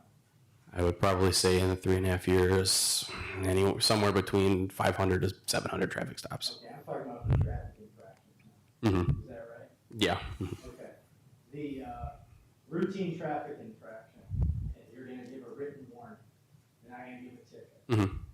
Average, how long does it usually take you to accomplish that? I would say right around 12 minutes, right around that time. Okay. All right. Now, I asked you about your familiarity with the City of Wickliffe Police Department and the City of Wickliffe in general. You familiar with the Plaza Motel? Yes. All right, what is it? The Plaza Motel is a smaller motel, one of the 4 hotels and motels in the city of Wickliffe. It's located right near Euclid Avenue and Lincoln Road. I'm gonna show you a map in a minute. Yes. So you can identify where it is exactly. What sticks in your mind as an experienced police officer, City of Wickliffe, when you hear Plaza Motel? That we have a lot of problems at the Plaza What Motel. does that mean, problem? Issues that we run into, like I said, during roll call, what we learn about, there's a lot of drug trafficking that goes on in and out of the hotel, as well as dealing with people who have warrants, a lot of domestic violence incidents that we have there, and disorderly conduct as well. All right, so you're talking about criminal activity. Correct, yes. And did you have that knowledge prior to January 23rd, 2024 at 2,300 hours? Yes. You yourself as a police officer, have you ever investigated criminal activity at the Plaza Motel? Yes. I'm talking prior to January 23rd, 2024. Yes. Okay, what kind? Like I said, I believe I made probably a couple arrests with people leaving, frequenting the hotels on traffic stops, as well as multiple other arrests made from the hotel for similar domestic violence calls that lead to warrants, drug arrests, weapons arrests as well. Have you ever investigated any crack cocaine cases? Yes. About Plaza Motel? Mhm. What about methamphetamine cases out of Plaza Motel, you yourself? Yes. January 23rd, 2024, sir, you were on duty, weren't you? Yes. At about 23:44 hours? Yes. And just like I asked you before, you were in a marked cruiser wearing that uniform you're wearing right now? Yes. Yes, I was. Okay. And what were you doing on that day around that time? I was sitting stationary in the parking lot of Wycliffe Ignition. State's Exhibit 1, I'm going to hand it to you and I'm going to put it on the screen, okay? You've seen that before, right? Yes, sir. I have to put it in the computer, sorry. Your Honor, we have some photographs that are glossy prints. That would be State's Exhibit 1, also 4A through G. And we have a hard copy of the PDF 5. I also have those State's Exhibits digitally on a thumb drive. And the opportunity to show these digital files to defense counsel prior to the hearing. At this time, I'm gonna, with the court's permission, I'm going to put the USB thumb drive into the court's computer so I can put them on screen. Okay. Thank you. Bob, just put it right in there. Yeah.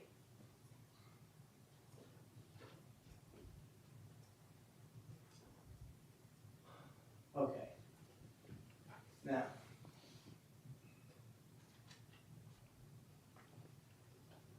Can you see that screen, officer? Yes. If you can't, I want you to say something. Mhm. I want you to step, and I'll ask the court for permission for you to step down. Yeah. Mhm. Okay? See, it says State's Exhibits video and digital. Yes. Clicking on that, double click. See how we have State's Exhibits here? Yep. Listed STEX means State's Exhibits, you understand? Yes. State's Exhibit 1, I'm double clicking on that. That's what's in front of you, isn't it? Please compare what's on the screen to what's in your hand. Yes, it is the same picture. Okay. Is this the pointer, Mr. Yes, sir. Okay. Press this. The one on the top there. Here, I'll show you. I'm sorry, Judge, I always forget to ask how to use this pointer. I'm gonna give you a pointer, so Mhm. I'm gonna ask you to point to some things. Okay, perfect. You can adjust it. All right, so what are we looking at here, Officer Thomas? This is an overhead photograph of the city of Wycliffe near the area where the Plaza Motel is located. Okay, so there's a street that kind of cross-sects this. Yes. Euclid Avenue, right? Correct. Lloyd Road cross-sects the other way, right? Correct. Yes. All right. So I asked you a moment ago what you were doing on January 23rd, 23:44 hours. You said you were monitoring traffic. Is it depicted in the State's Exhibit 1 where you were? Yes. Where were you? I was located right here in this parking lot. Okay, so closer to East 294th in Euclid? Correct. And you and your cruiser, which direction was your cruiser facing? I was facing north this direction. All right, now.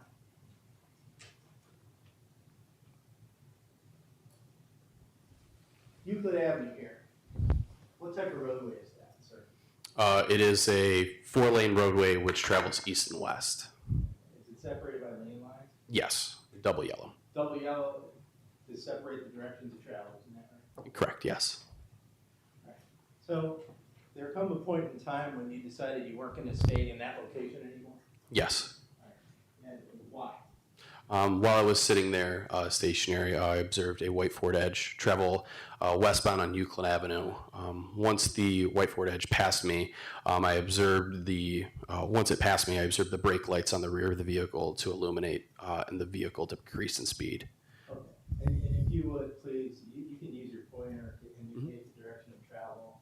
And I'm going to ask you generally here, what did you see? We're going to watch it on camera in a minute, but just so we have a preview of what we're looking at. What did you see happen, sir? Yes, as I was sitting in this location, I observed the white Ford Edge travel westbound on Euclid Avenue in this direction. When it passed my location, probably somewhere around here, so I observed the vehicle's rear taillights to illuminate and indicate that it's slowing down. The vehicle continued traveling westbound on Euclid Avenue towards the intersection of Lloyd Road. At that point, I left the parking lot and began to travel westbound on Euclid Avenue as well.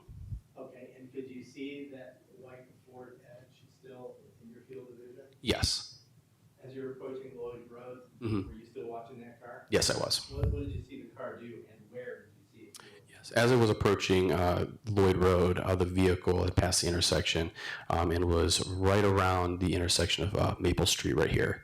At this point, right in here, I observed the vehicle put its left turn signal on and attempt to pull into the parking lot of the Convenient and Deli and Beverage, which is right here on the screen.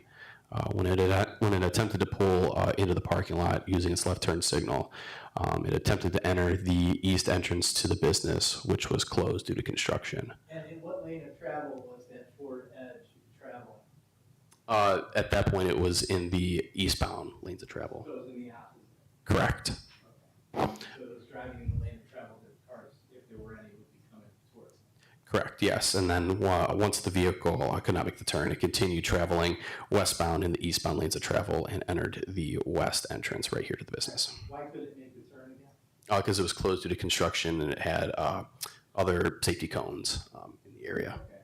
And so you saw that, and then what did you do? I initiated a traffic stop. And your cruiser at this time, did it have an operational dash camera system? Yes, it did. And was it working to record what you just testified about? Yes, it was. And there comes a point in time when audio kicks in, but not in the very beginning. Correct, yes.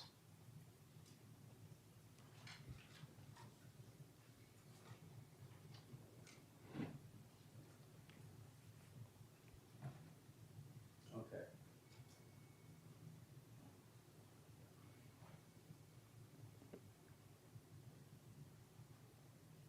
According to State's Exhibit 2, dash cam of Patrol Thomas. And Your Honor, for purposes of the record, when you click on that file, there's another folder that says dash cam Ryan Thomas and then a series of numbers. There are stream folders, stream 1, 2, and 3. I'm going to be clicking on stream 1. Then I'm going to be playing the file that is an MP4 video file. Ryan Thomas 2024 0123 2344. Sorry, Captain, did you get all that? Okay. This is playing with the VLC media player. And I say that, Your Honor, because there's another way to watch this. Down here, it's watch router player. I'm not going to use that. It's too difficult to control for purposes of suppression. So I just press play. Officer Thomas, I'm going to stop this video. I stopped it about 3 seconds in. Looking at the center top portion of the video, we see a series of numbers and letters. What is that? The series of numbers and letters indicates the date and time of the dash cam, as well as the geographical location to where I was at. Okay, so we have longitude and latitude Mhm. and the second line, right? Yes. And 01, 23, 24, 23, 44, 20, that is the date and time? Correct. Is it Yes. accurate? Yes. Is it automatically set by the system? Yep. Okay, and you testified earlier using State's Exhibit 1 where you were parked and you were facing Euclid Avenue. Is this Euclid Avenue depicted in the bottom going left to right? Yes, it is. Okay, that's the yellow line in the middle we talked about, right? Yes. All right, the Ford Edge that you testified about, is that depicted in State's Exhibit 2 at this time frame? Yes, it is. Okay, is that it right there? Yes. All right, go ahead and press play. I'm gonna let it play.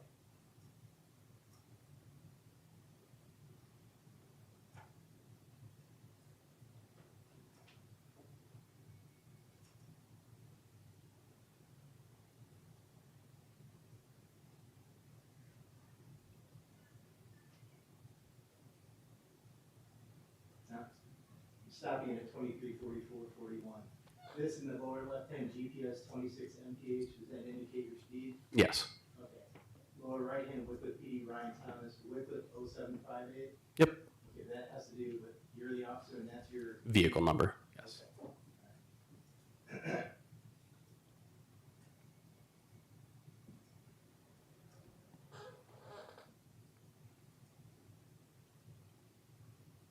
These lights up here, is that the Ford Edge? Yes, it is. All right, now let me stop for a second here. I'm stopping it at 23, 44, 55.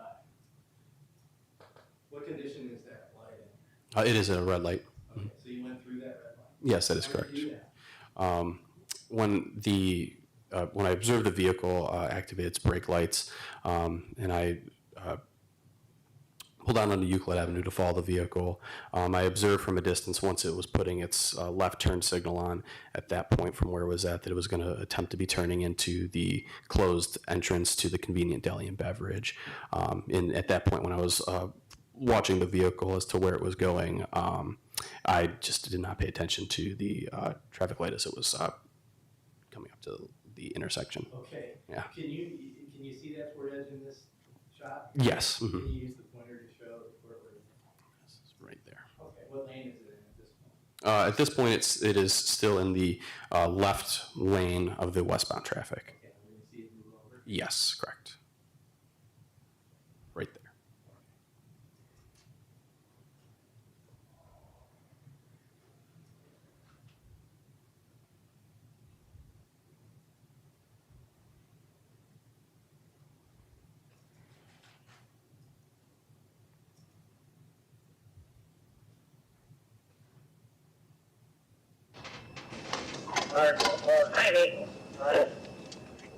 Pulling into the convenient daily beverage. We have King Frank 7776 on a white Ford Edge.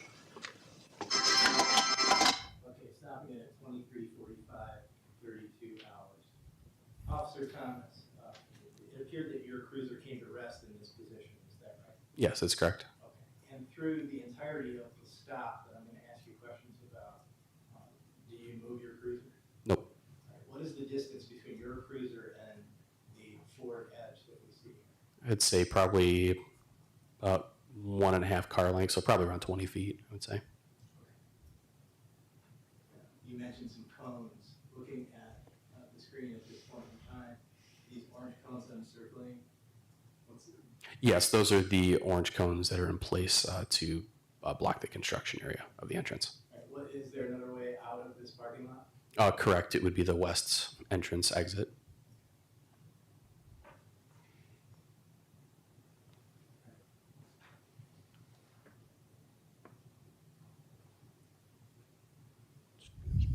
Okay, save this for 2 more seconds and then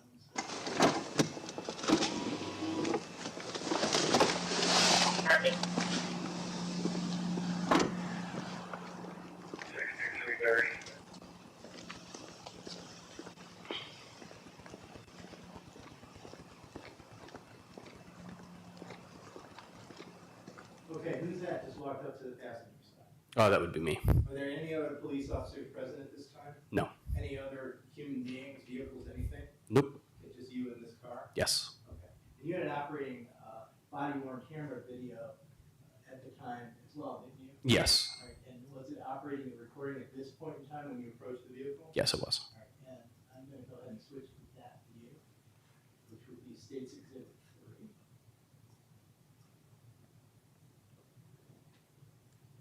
This is one file in this folder, Your Honor.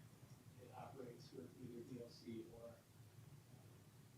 Windows Media Player. It's an AVI file. Into the convenient daily and beverage. We have King Frank 7776 on a white Ford Edge. Yes, that's correct.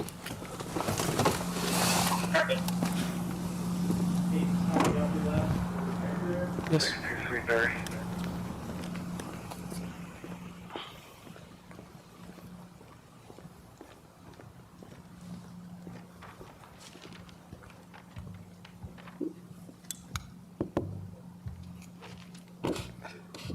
Hey guys, I'm Officer Thomas, Wickliffe Police. Do you have your license on you and the insurance, sir? Yeah, I do. Yeah. Appreciate it, thank you. I was trying to get into that driveway of that hotel. Okay, I gotcha. can't see in the dark. Gotcha, I yeah. can see the driveway. Okay, gotcha, yeah, because I mean, the reason I stopped is because when you were turning this way, you looked like you tried to come.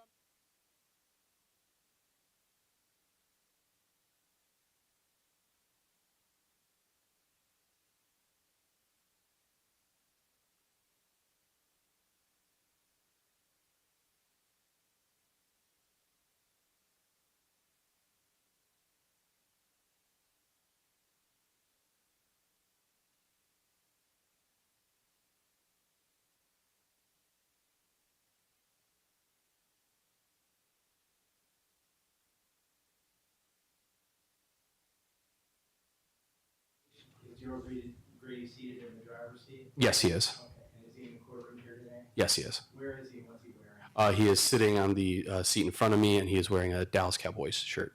Your Honor, may the record reflect that Officer Thomas has identified the defendant. Yes. Nobody else in the car at this time? No, no other people. So what are you doing here? Information, since he is the driver of the vehicle. All right, we're gonna double check.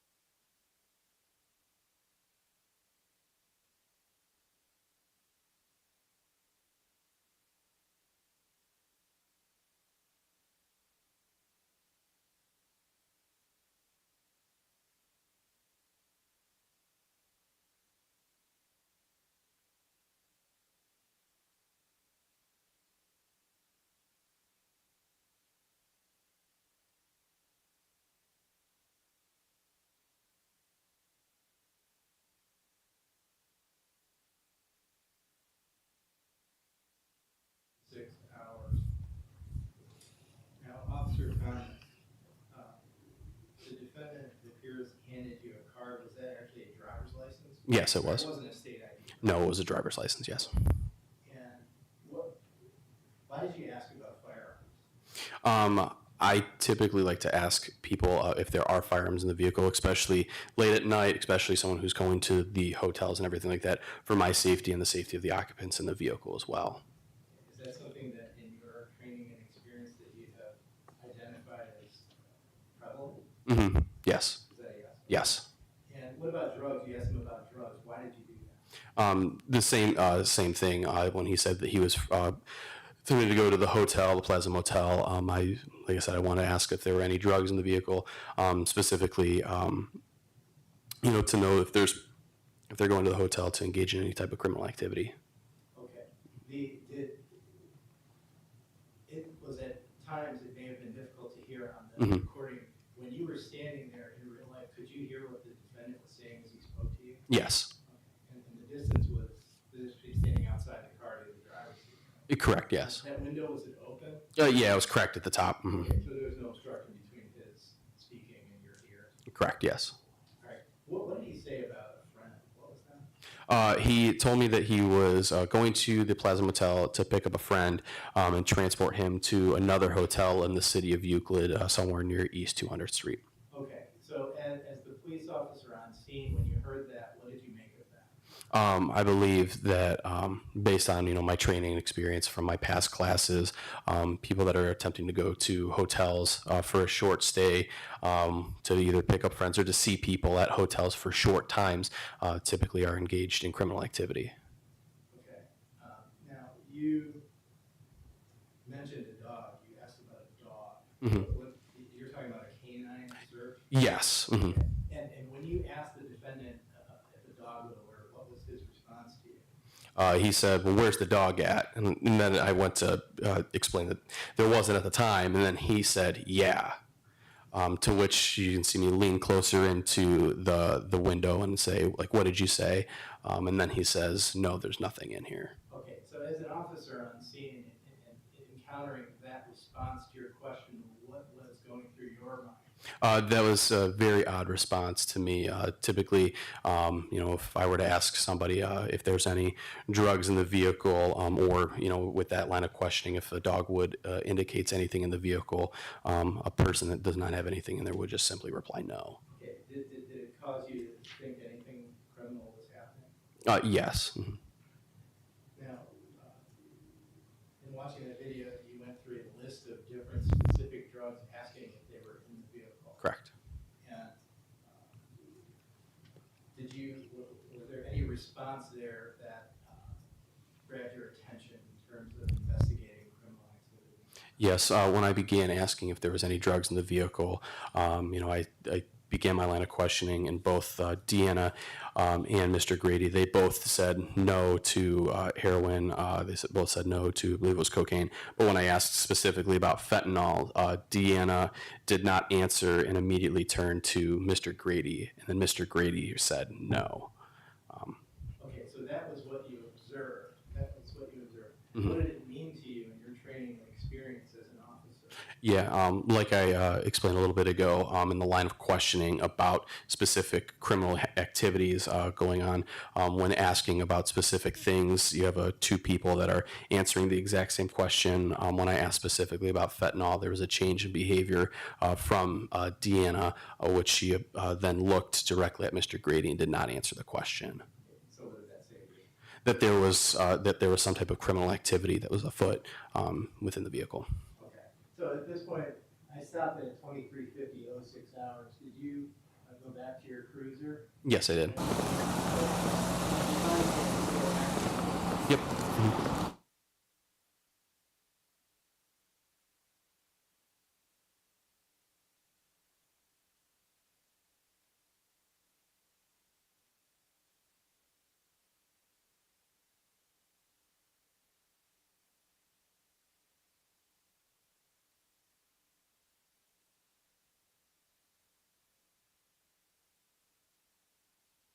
Having watched this, I anticipate that you are speaking momentarily. Yes. Mm-hmm. Okay, and that's part of why I asked you if Officer Dodds is there. Is he there? No, not at this time. So who are you talking to? Just myself.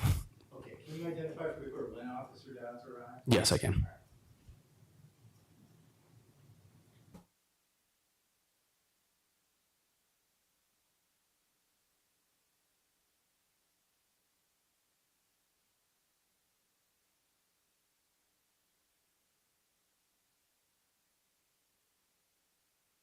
Not seem interested to talk to me.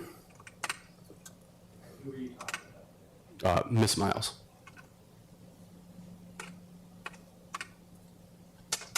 What are you doing now? At this point, I'm checking both of their information through leads, confirming who the owner of the vehicle is, and as well as seeing Mr. Grady's license. 7886 Deanna Miles. Suspended license. Suspended license. That's Mrs. Miles, yes. Mhm. That is up close picture. Yes, he did, yes.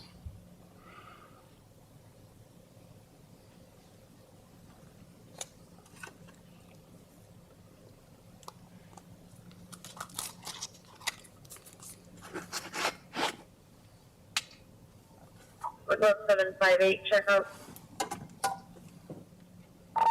I'm okay.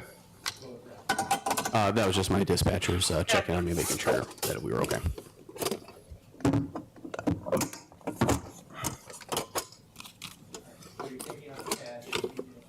That is our written warning citation book.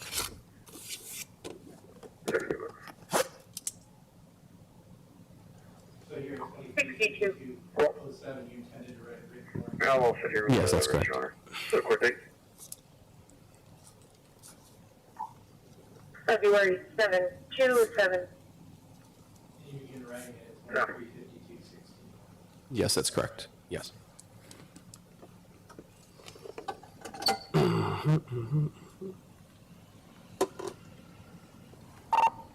58 radio. DL and social.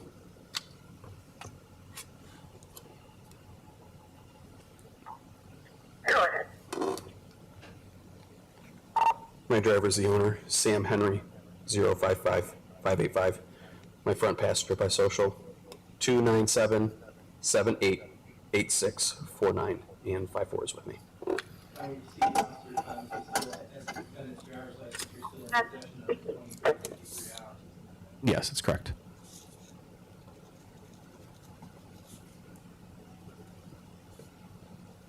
Officer Thomas should be arriving momentarily. Here's what's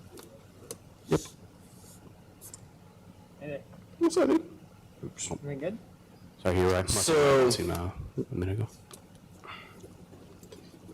Coming down this way, coming westbound on Euclid, hit their brakes, I get behind them.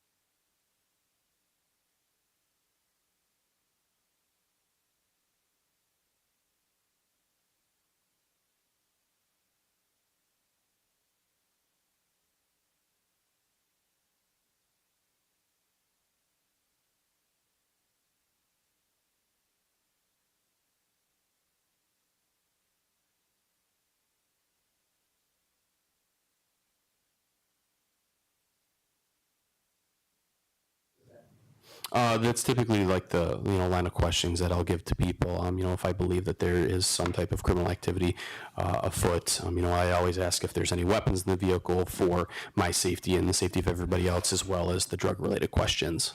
okay, and then you said that you were going to get him out in a minute to see if I did anything else weird. What Mhm. did you mean by that? Can you explain to the court what that means? Yeah, when I was stating anything else weird, I was talking about any other like abnormal behaviors while speaking to him about the totality of the circumstances so far. In addition to what you had already observed, is that right? Correct. Yes. So here you go on to continue writing out this warning, Yes. okay, and then you exit the cruise.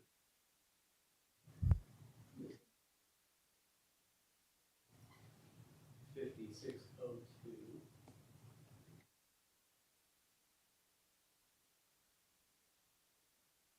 $600.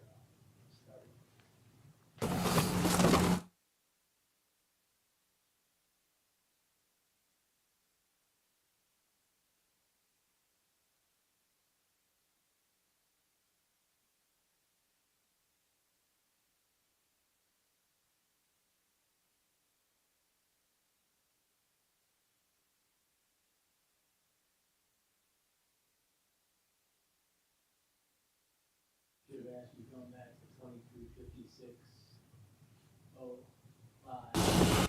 Okay, we see another police cruiser in this view, is that right? Yes. All right, whose cruiser is that? That is Unit 754 that Officer Dodds was driving. All right, in what position is his car parked in relation to yours? He's parallel to me, parked on the left side, near where the curb and Euclid Avenue is.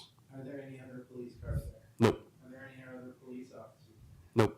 Is there still an egress to your right out of that parking lot? Correct, yes.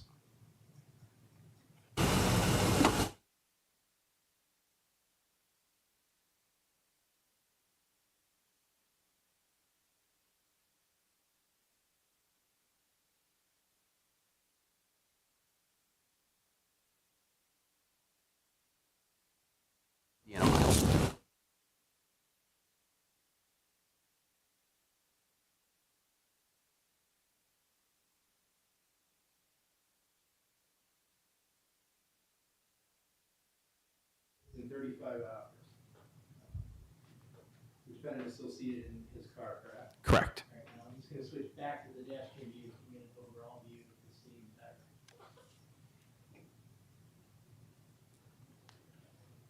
Still stream one in the LC, it's an MP4 video file. And I'm going to fast forward to the right time. This one right here, and then there's a hotel down that way.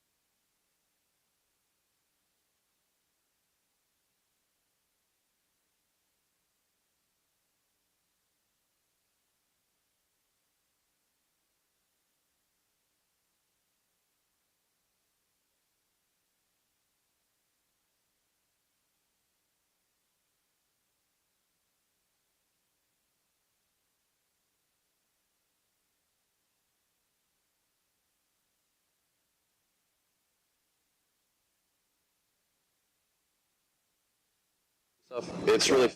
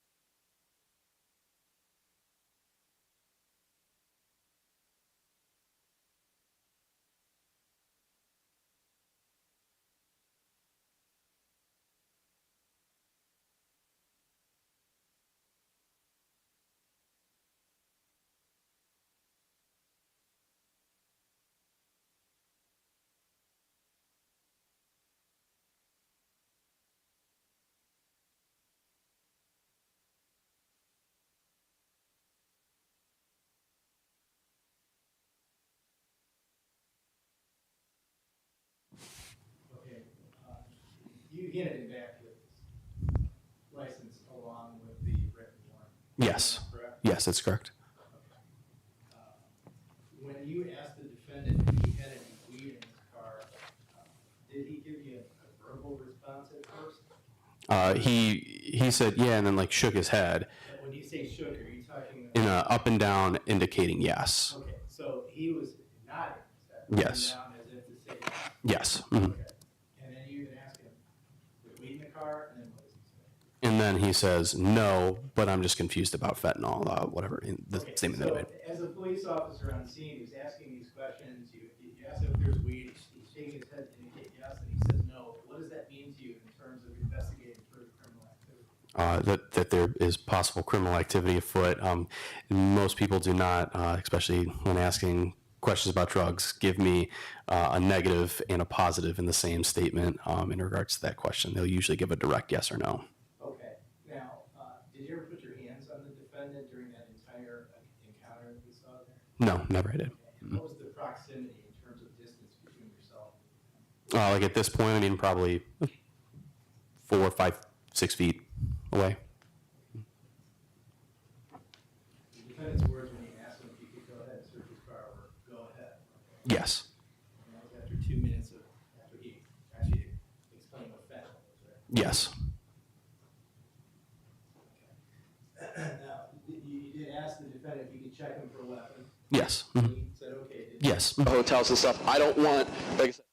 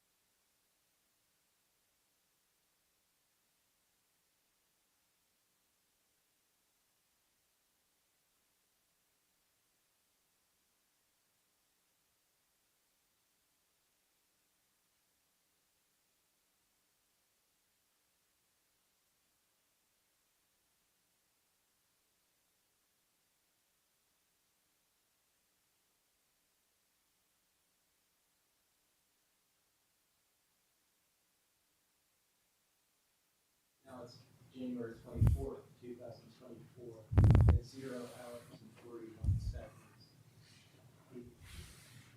What are you doing now, sir?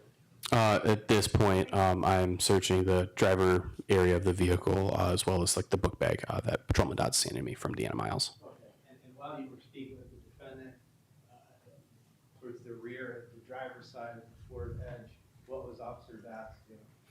He had Deanna exit the vehicle and was speaking with her and quickly looked through her bag.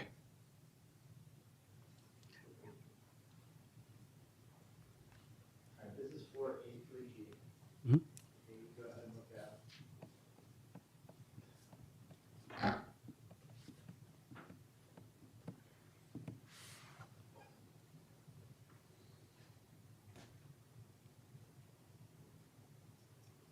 Let me go ahead and put 4A up here.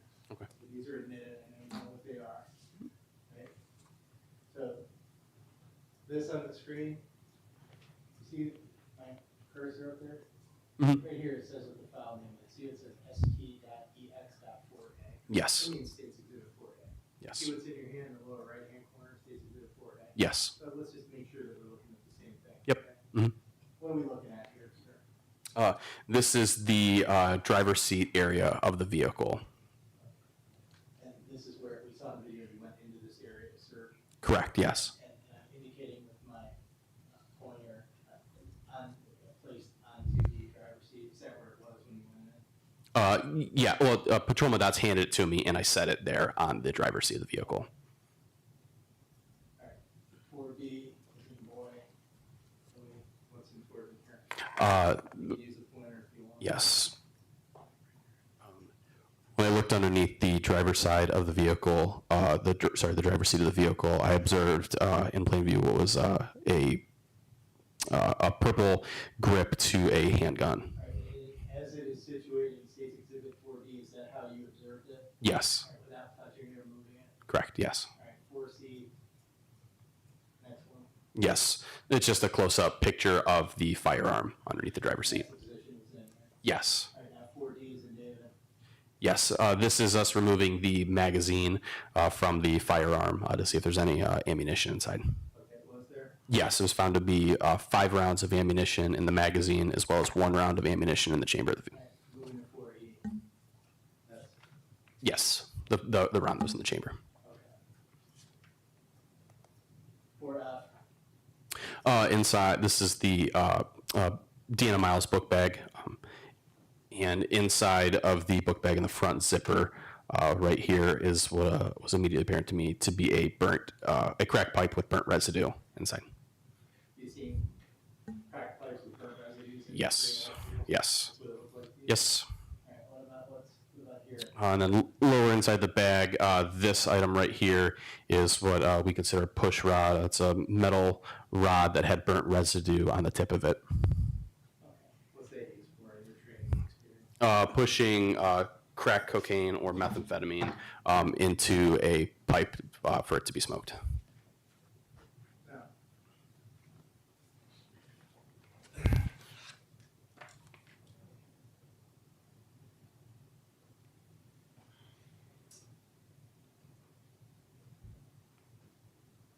Now, when you were searching the vehicle,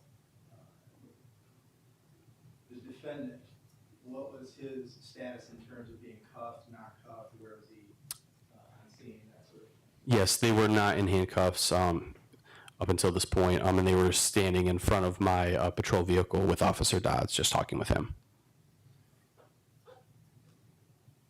Just advancing to 1 minute, 47 seconds, January 24th.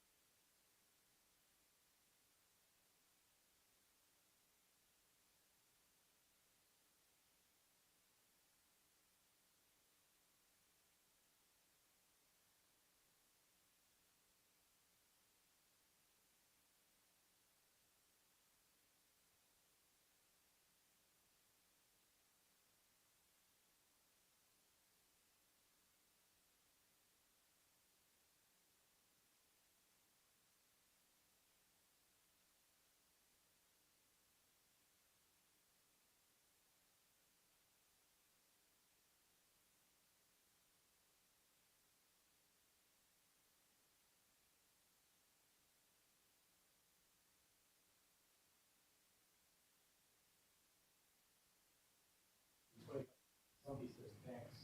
Who said thanks? That would be Daryl Grady. Now,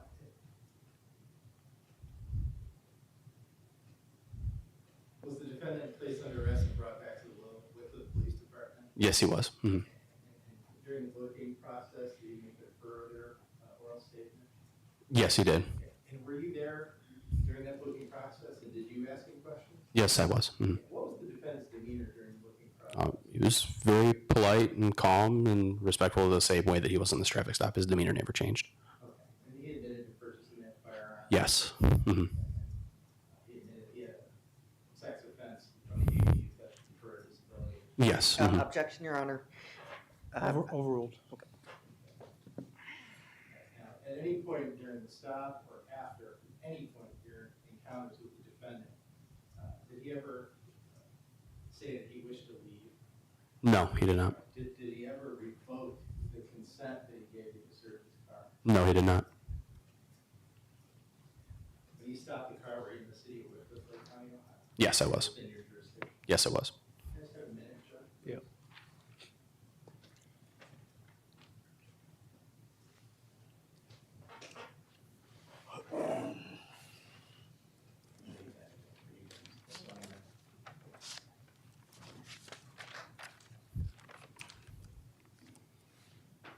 There was, during the course of searching the vehicle, was there another item of evidentiary interest that you or Officer Dobbs found? Yes, there was. What was it? It was a like a gallon-sized Ziploc bag that was ripped open that had like a white powder residue inside. Okay, and did you seize that? Yes, we did. Did you report it to the crime lab? Yes, we did. Was it analyzed for the presence of drugs? Yes, it was. What were the results? That there was no signs of drugs in the bag. Mhm. Did it appear to you to be sort of a container in your training experience that would contain illicit drugs? Yes, it was.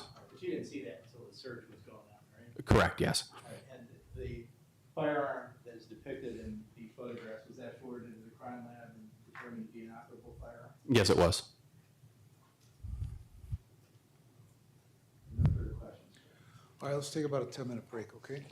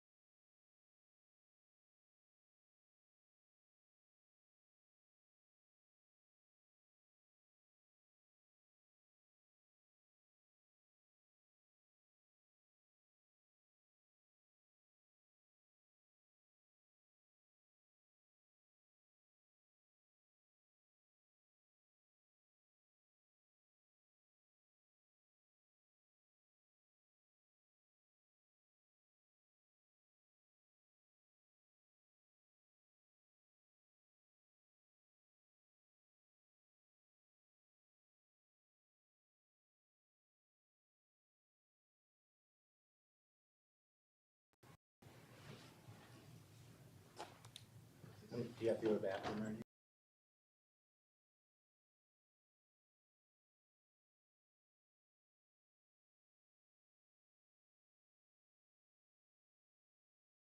Back screws everything up, okay? Sorry, Judge. Thank you. Ross? Yes, thanks, Your Honor.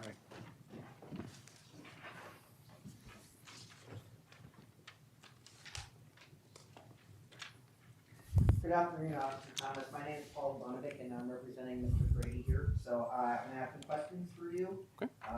And if you don't understand the question that I'm asking, just please let me know, and I'll. Gotcha. Okay. So I'd like to begin with kind of go back to a little bit of the beginning of Mr. DePiro's direct with your training. Yes. Mhm. And you did some training that involved drug interdiction and notable aspects of criminal behavior, correct? Yes, correct. Okay. And part of that involved hotels, right? Yes. Mhm. Okay.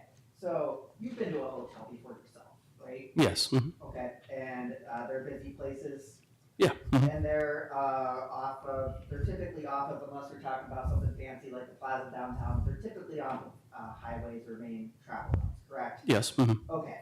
So the fact that a hotel is on a four-lane main thoroughfare in an urban area isn't exactly notable. That's a common occurrence, right? Yeah, correct. Mhm. So, but that was one of the things that they told you at training was that hotels are, you know, if they're next to travel fairs, that could indicate activity. It could. Criminal. Mhm. Okay. Mhm. But it's not really a solid, that's not a slam dunk, right, at all? Because Correct. so many Mhm. people go, and you yourself go, and Mhm. you're not engaged in any activity, presumably? Yes, that's Okay. correct. Mhm. Okay, so, and there's, even in addition to hotels, various businesses often visit thoroughfares, you know, there's a lot of types of people going in and out all the time, and they, you know, the fact that they're on the road, on that type of road and going to those places, that doesn't really indicate anything about activity by itself, correct? Correct. Yes. Mhm. So, but you said that this hotel specifically, Plaza, and maybe some of the other ones, that they've been known to cause problems for the department, right? Correct. Yes. And drug problems, maybe in particular. Mhm. Okay, but you don't stop, you or the department, you don't stop every single car that comes in and out of Plaza Hotel or a similar hotel on that road, right? Yeah, that's correct. Yeah, we Okay, don't. so if they're going in or going out, you know, that wouldn't justify a stop in your mind of a vehicle. They're just going in and out of the hotel, or if you find out that someone's going in or out. Yes, correct. Yeah. Mhm. Okay. So, turning now to the behavior of vehicles. Yes. You mentioned that you were trained on, I think, let me make sure I use the phrase correctly. Apologies, make sure I'm getting the phraseology right here.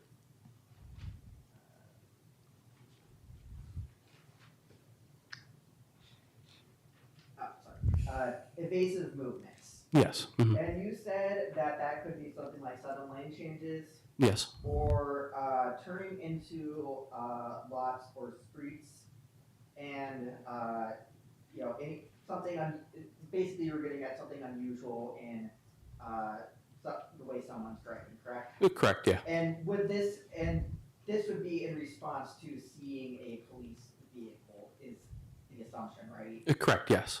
But wouldn't you agree that even when people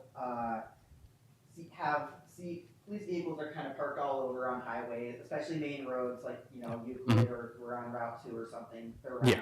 But people still commit routine traffic infractions even knowing that a police officer there is, you know, they don't necessarily see, right? Yes, correct. So you could be going past and see an officer parked off to the side and then, you know, change a lane without using your signal, and it wouldn't necessarily mean they're trying to escape, right? Correct. Yes. Yeah, they're just committing a routine traffic violation. Mhm. There's a lot of laws, you know, people, you know, don't always follow the traffic laws, right? And they're not necessarily being invasive, right? Yes. Mhm. Okay. So, and same thing with, in turning into a lot or a street after you see, you know, that's not even a traffic infraction, right? No. That's Mhm. just going somewhere, and you Yeah. may have just happened to see Yes, correct. You pass an officer, but you still need to go to the store or the hotel or wherever it may be, right? Yes, correct. Okay. So in this case, so we're on Euclid on 4-lane highway, and you see the white Ford Edge, and he goes past you, right? Correct. And he doesn't, and you decide to follow him because you notice that he braked a little bit because he was probably going a little bit fast, right? And that's a pretty common experience whenever police cars are parked out to the side.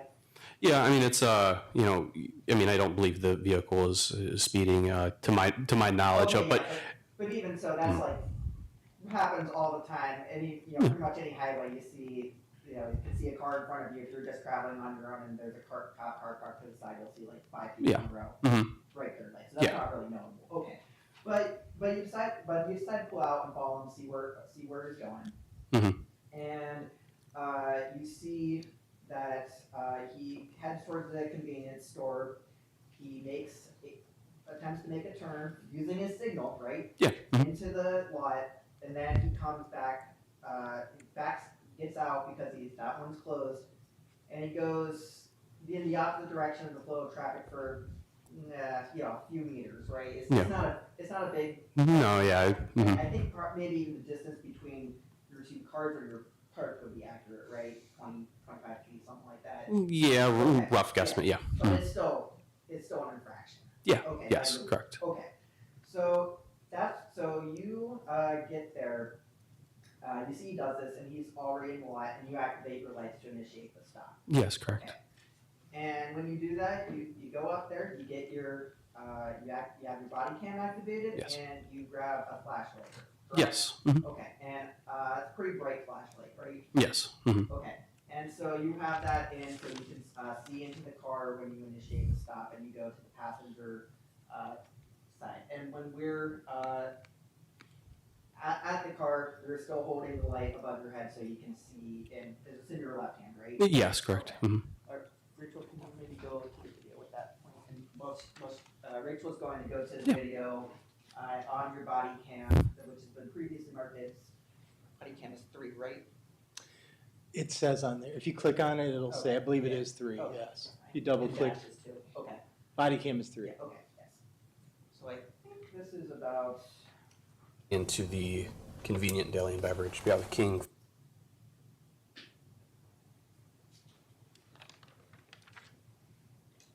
I think we're at about 23, 46, 25.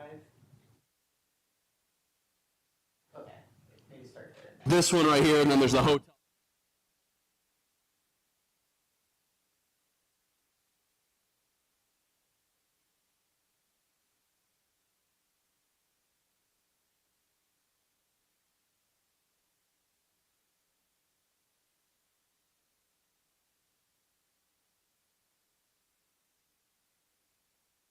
I'm gonna come back to the conversation a little bit. I want to back up to what you were talking about. So, Mr. Grady, you asked him what he's doing because you saw him go the wrong way for a little bit. That's an obvious question. Yeah. But then he explains to you he's trying to go to the plaza. Yeah. And in that explanation, says he's confused because it's late at night. There's a lot of different exits and entrances on the road. And you agree with him that it's confusing out at night when on the road when there's a lot of things going on. Yeah, it can be. Okay, and you yourself would arguably, because you ran a red light, didn't you? So Yeah. arguably there's a lot of stuff going on to look for. You're looking for the edge. He's looking for the plaza. So the fact that he's, kind of disoriented on the road and not necessarily following the traffic law, that's, not unusual, especially if you're not familiar with the area. Correct, yes. Okay. Good. Okay, so then you start to do your typical traffic. Judge Burke. Sorry. Typical traffic stop, for lack of a better word, stop. The typical routine tasks that you do. Okay. You ask for his license and he hands that to you? Yes. And gives you the registration as well. He didn't give me the registry. Yeah, I just needed his license and the You just got insurance. the license at first, okay. Mm. And you, I believe at this point you had not asked for his insurance information.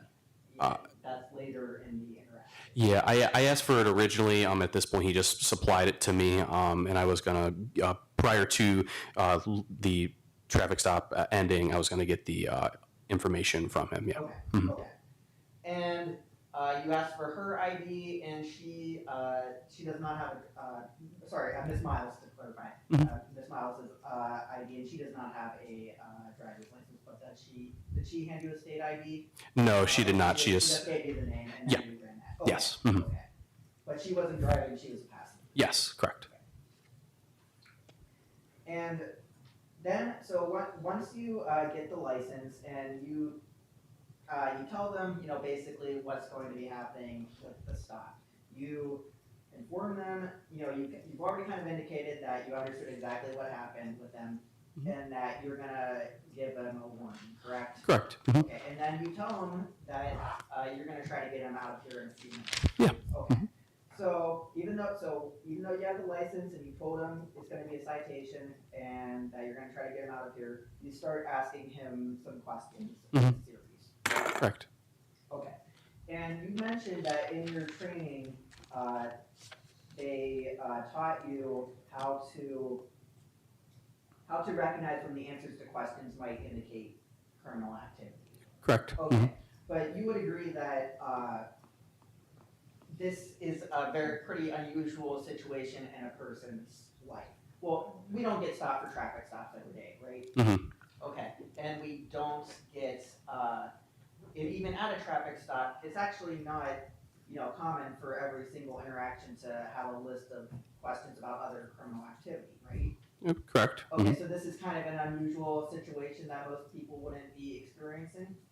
I mean, you could argue it. Yeah, you could say it. Mhm. Okay, so, yeah, you'd agree? They could say it could be an unusual circumstance. I mean, I don't know Okay, yeah. a person's, experience with law enforcement. But as a general matter, okay, so it's not something that typically happens to people. Okay, so you're going through a list Does of. it matter whether it generally happens or not for the purpose of this hearing, though?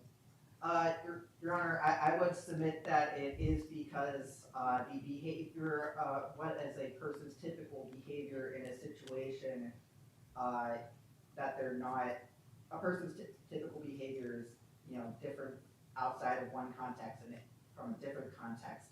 And when you think of the pressures of a traffic stop and the unusual nature of it, people might not respond to things as they typically would in normal life. They're out of their comfort zone, it's a completely new context, so behaviors or facial expressions, general confusion would be more likely to occur than they would if someone, if this was happening elsewhere. Okay, so you're asking him all these questions, and he's answering no to all of them. He says no to guns, he says no to each type of drug you list.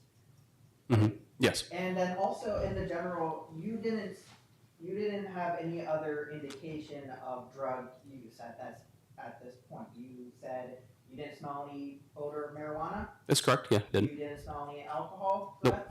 Mhm. You didn't see anything strewn about the vehicle that would otherwise indicate something in plain view or anything? It just looked like a normal car? Yeah. Mhm. Okay. That's correct. Okay, so that you get to fentanyl, and you say that. Well, actually, why don't we just play it?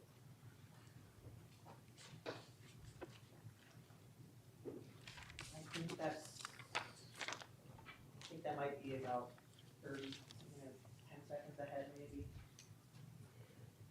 We won't have to jump too far because it's very soon.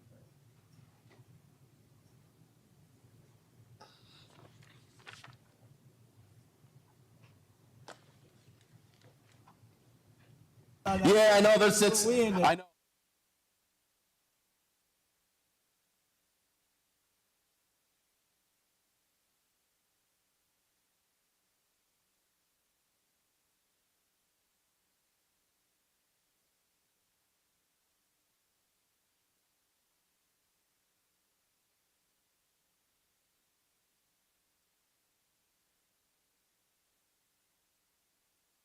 Okay.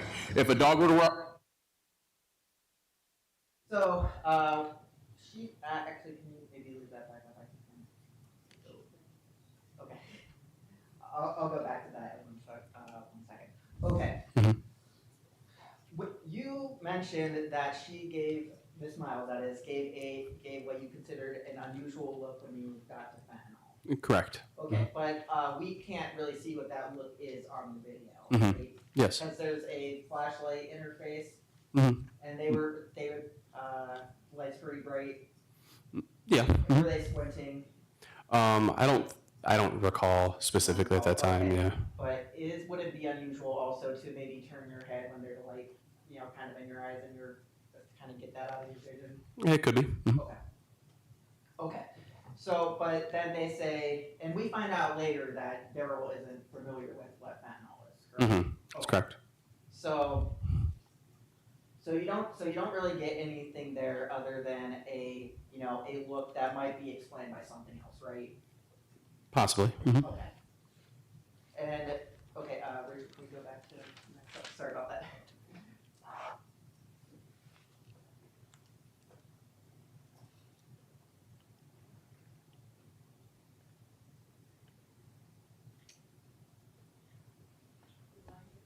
Play forward.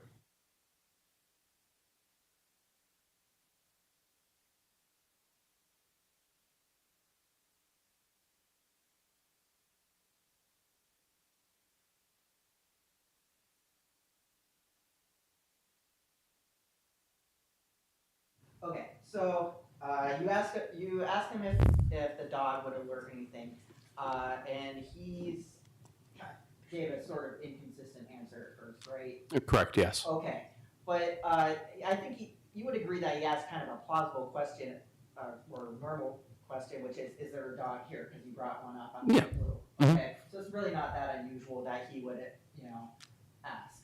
Yeah. And he didn't seem hyper. He's kept the same demeanor when you brought up the dog. Correct. Yes. The whole time he didn't suddenly jump up with nerves or anything like that. Nope. He just, kind of a little bit confused because, suddenly we're talking dogs and he's. Yeah. Mhm. Okay.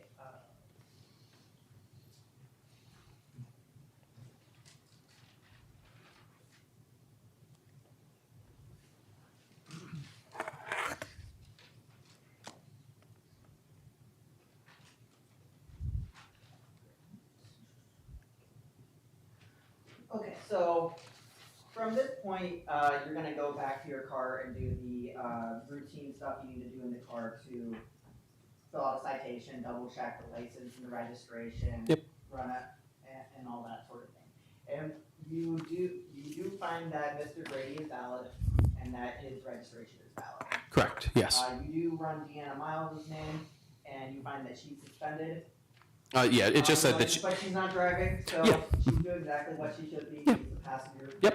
Okay. And I think, and the only really thing that you note about the situation that's notable to you is that Miss Miles wasn't really interested in saying too much. Mhm. Okay, but that's not an unusual thing, right? When people aren't always interested in talking to police, no matter the context. Yeah. Certain people don't have to talk to us in certain situations. Correct. Uh-huh. So, and around this time is when Officer Dodds appears. Correct. Yes. Okay, and you greet him and you kind of give him the rundown of what you're doing. Mhm. You and Mr. DePuro went over this with you, but you Mhm. explained that you have a spiel that you yeah. Mhm. Yeah. That you go through with people when you conduct traffic stops. Is that a department policy or is that something you just do on your own? No, that's not a department policy. It's something that I've just done on my own. Yeah. Okay. Mhm. So every single time you'll kind of go through a list of, drugs and ask them one by one, if those are in the vehicle. Yes, I asked those questions specifically in instances where I believe that there could be criminal activity afoot. Oh, okay, but here, I mean, you kind of said a spiel, so it's fairly routine, like in a lot of stuff. Yeah. Mhm. Yeah. Okay. Mhm. Okay. And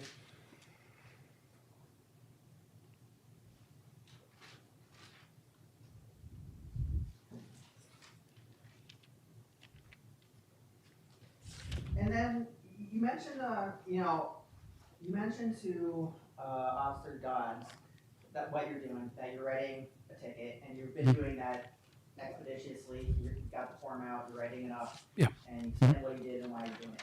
Yeah. But then you mentioned to him that you're trying, that you're going to give him the warning, but you're going to see if you can get anything else weird. That's what you said, right? Yes, that's correct. Okay. Now, when you said that, what you knew about Mr. Grady was that he had committed a traffic infraction.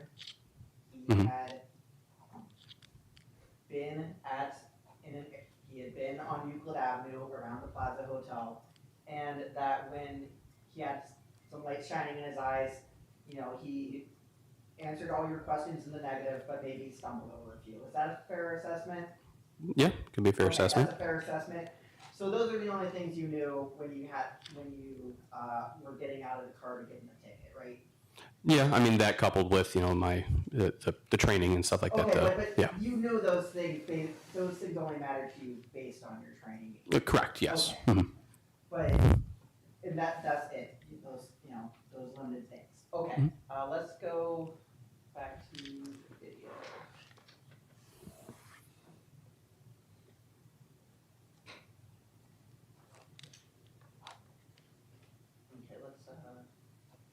Okay, let's just play it for. Oh, the last thing I want, if there's anything in the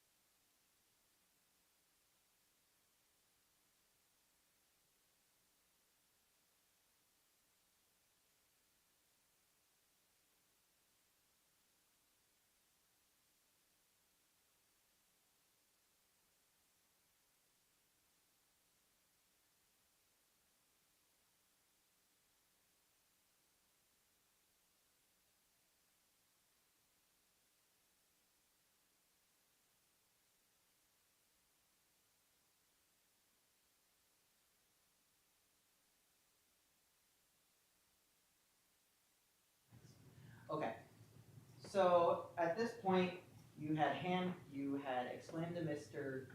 Grady that you were a man of his word because you had previously told him that you were gonna give him a warning and get him out here. Correct. Okay, and you gave him the warning and his license back, he had all the papers he needed back in his hand. Mhm. They were in his control. Correct. But you didn't get him out of there right away, did you? No, I did not. Okay, you didn't, so you kept asking him questions. Correct. Mhm. And you've asked some of the same questions that you've already gotten negative responses to from him, so he said no to all. Yes, correct. And Miles as well. Mhm. Okay. And when you're doing this, he's standing outside, presumably that's for officer safety reasons. Yes, And you have mhm. someone to- Yeah. But he's standing outside and you're there Yes. and you're armed. Yes. Okay, and Officer Dodds is there Yes. and he's armed. Yes. And both your cruisers are there Mhm. and the lights are flashing. Yes. Okay, and Dodds is speaking, Officer Dodds is speaking to Miss Miles, correct? Yes. Yes. At the time, yeah. So, given this situation, you'd agree that if Mr. Grady, wouldn't feel free to leave, correct? I mean, in my training experience on traffic stops, when I've issued people written warnings, I mean, they've told me that they don't want to talk to me anymore and they can leave at any point. Okay, but you didn't tell him that he was free to go? Correct. And at the same You didn't tell him, and you went right into, you handed him the warning, you completed the purpose of the stop, which you originally pulled him over for, right, which was the westbound, eastbound violation. Correct. Mhm. Okay, so you did that, and then you kept going, you launched right into it. Yes. Yes. To. Just yes or no? Yes. Yes, Mhm. okay. So eventually, you start going on about, you ask him about fentanyl again. And he doesn't know what that is, right? Yes. Mhm. Okay, so you give him a whole explanation of it. Yeah. And would you agree that that was kind of I'm trying to find the right word here, you were explaining the dangers of the drug to him. Correct. Mhm. Extremely dangerous. Correct. Would you say that you were trying to create a feeling of apprehension in him? No, I was just trying to, just explain, the dangers of fentanyl due to past personal issues with it as well. Okay, Mhm. okay. But would you agree that if you're explaining how dangerous a substance might be to someone who doesn't know what it is, they might, agree to something for safety reasons that they might not otherwise? Would object, Your Honor. Sustained. Withdrawn. Thank you.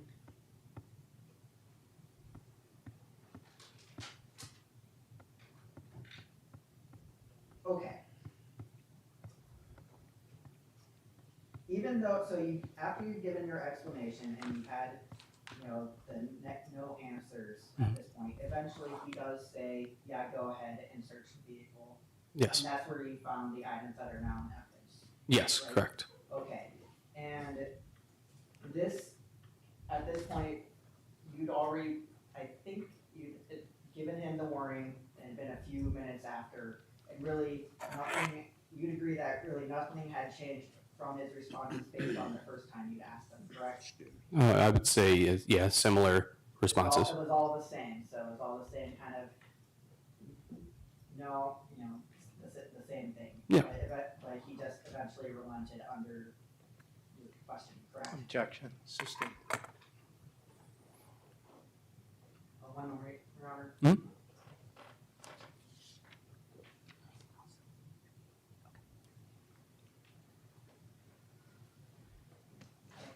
That's all for me. Thank you, Officer. Thank you. Mr. Puro? Thank you, Your Honor. Officer Thomas, you testified you're on Euclid Avenue sitting there, observing traffic, car goes by, see brakes come on. Yeah.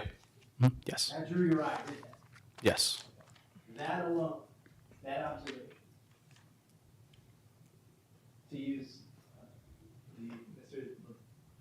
Labanovic. Labanovic, forgive me, sir. Mr. Lobanovich's word. That alone, is that a slam dunk, you can just dive into somebody's car and search? No. Mm-mm. That alone, gives you overwhelming suspicion of criminal activity? No. Mm-mm. Isolated? No. The fact that you're near a hotel, that alone, does that give you overwhelming suspicion that there's criminal activity? No. What about the fact that you're by a Plaza Hotel that for all the 45-minute to an hour-long roll calls and your own personal experience doing drug investigations, that car is near that? Does that alone give you a reason? No, it does not. What about that car brake kept going, you pull, he's in the wrong lane now? Okay. That alone, does that give you a reasonable suspicion? There's gotta be criminal activity. No.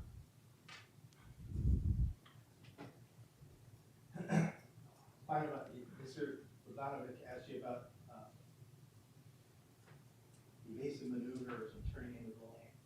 As you saw the braking, you got behind the car, now the car is in the wrong lane, turning into an area where you can't turn. Does that mean anything to you in terms of that evasive maneuver training? Yes. Mm-hmm. Believe that that was my first indication that there was some type of criminal activity possibly afoot. But that alone, does that give you this overwhelming reasonable? No, it does not. Something you noted, isn't it? Correct. Yes. There's some questions that Mr. Lobanovic asked you about usual and unusual circumstances. Mm-hmm. And so, when you are speaking to people, and as a police officer with that flash, it was at nighttime, it's dark out. Yeah. Mm-hmm. Okay, and you have your flashlight, were you shining directly in their eyeball? No, not directly. Mm-mm.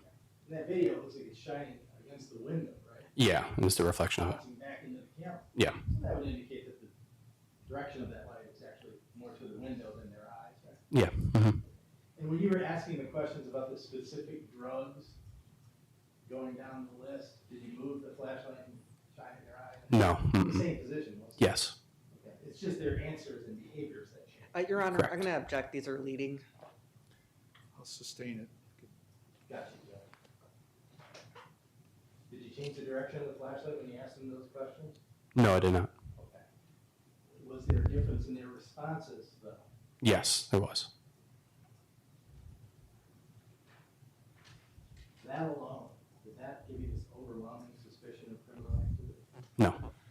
But when you consider that you had seen the braking as you drove by, going in the wrong lane, turning into the spot where you can't go, and then now you're seeing these responses to what was, when you combine those things, what did it mean to you in terms of an officer on scene? I believe that there was criminal activity afoot. Regardless of whether it's usual or unusual, their responses? Correct. Yes. Officer Dodds, what was his function on scene? Just assisting me for my safety and any other things that I needed on that traffic stop. Okay, and is that typical of traffic stops? Yes, specifically at nighttime. And is there one of you that's considered a main investigating officer and an assistant? Yes, it is the officer who initiates the traffic stop, which would be me. Yes. And in speaking to the officer who arrives to assist, what are you supposed to tell that person? Give them kind of an update as to the violation and other things that may be going on during the stop.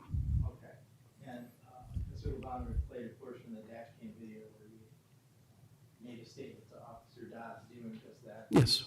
Yes. Okay. And did you articulate every observation that you made? Yes. Okay. And with specificity to Officer Dodds, you told him about every single thing going through your mind? Or No, not every single detailed thing. did you sum it up? Yeah. Mm-hmm. You did tell him that you were looking for anything else weird. Yeah. Yes. Now, Mr. Lobanovic asked you, when we saw in the video, 23 hours 57, 21 of the body cam where you handed the defendant his license in the written one, right? Mm-hmm. Yes. You immediately asked them questions, isn't there? Yes. You didn't wait a period of time. No. Mr. Lobanovic asked you if you told the defendant that he was free to leave, did you? No. Mm-mm. Did you put your Yes. Mhm. Probably never put your hands on him? No. And you were feet away from him, plural? Yes. About a minute into your asking him questions, did he ask you a question? Yes. Did he ask you what fentanyl is? Yeah. He explained it to him? Yes. Rather lengthy explanation, wouldn't you say? Yes. At any point, did you tell him he's not free to leave? No. Did he tell you that he wanted to leave? No.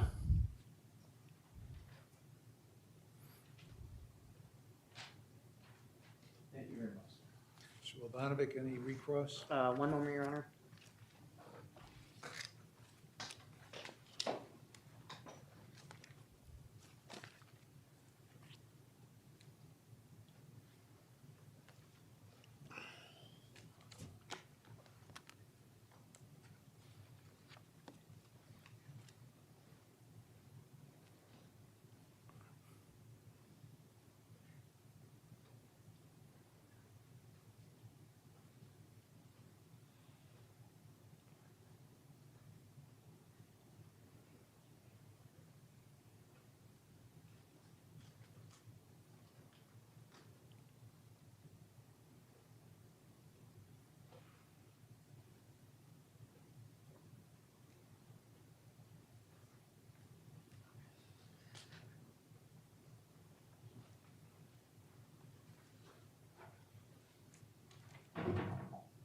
Okay, once you'd written the warning and you went back to the car, you had Mr. Grady step out, correct?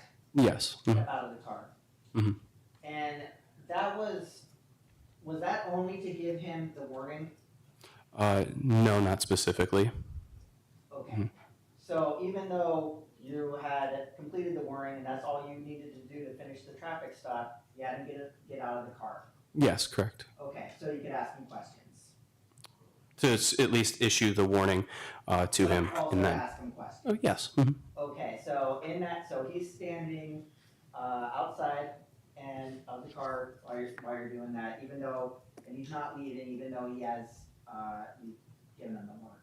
Yes. Could he have walked away without saying anything, gotten in the car and driven off? Yeah. Okay, you wouldn't have done anything? No.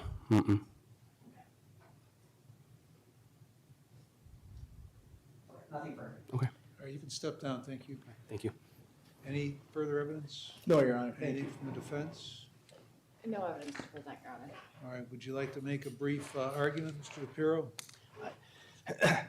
Brief being I'd like to the make it word. brief. Most attorneys stand up and say they're going to be brief, and they aren't. Your Honor, the evidence here shows that the Officer Thomas, based on his training and experience, observed facts that he articulated here on the record that lead to a reasonable suspicion. Police officer, in his training and experience, given the totality of circumstances, could have extended this investigation.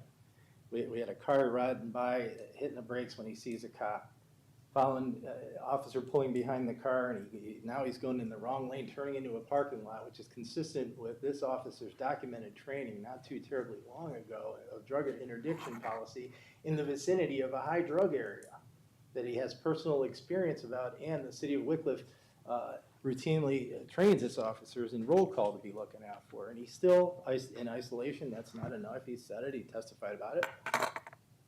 And then he is asking questions of the occupants of the vehicle, and he notices something that, again, is consistent with his training that has to be an indicator of drug or criminal activity, and that's the inconsistent statement of Ms. Miles. The differentiation is the word that he used, that he learned in his training at Desert Snow in Columbus. That was another alert, another indicator to hear that something's going on. He mentions the dog, and the defendant's statement to him is nonsensical. Again, in isolation, not enough, but you put all these together, and we're starting to have a reasonable suspicion based on facts that we have articulated here on the record. He went back and he says, writing out the warrant like he said he would, and he says, I'm just going to see if I can get anything else, because he has a reasonable suspicion. He says it right on camera, right in the moment. The defendant gets out of the car, even explains the defendant. He gives him the ticket, and immediately, it's the same second when you watch the video, Judge, within the same second that he hands him the ticket, he begins to ask him questions, and he lays it straight out for the defendant. He's not being deceptive in any way. He says, look, is your friend here to cause any problems? We got a lot of problems there. He says, no, and he says, I got to tell you, I saw your friend there, say something that gave me pause. And then the defendant spends more than 60 seconds asking about fentanyl and everything. So any sort of length that's extended has to do with that.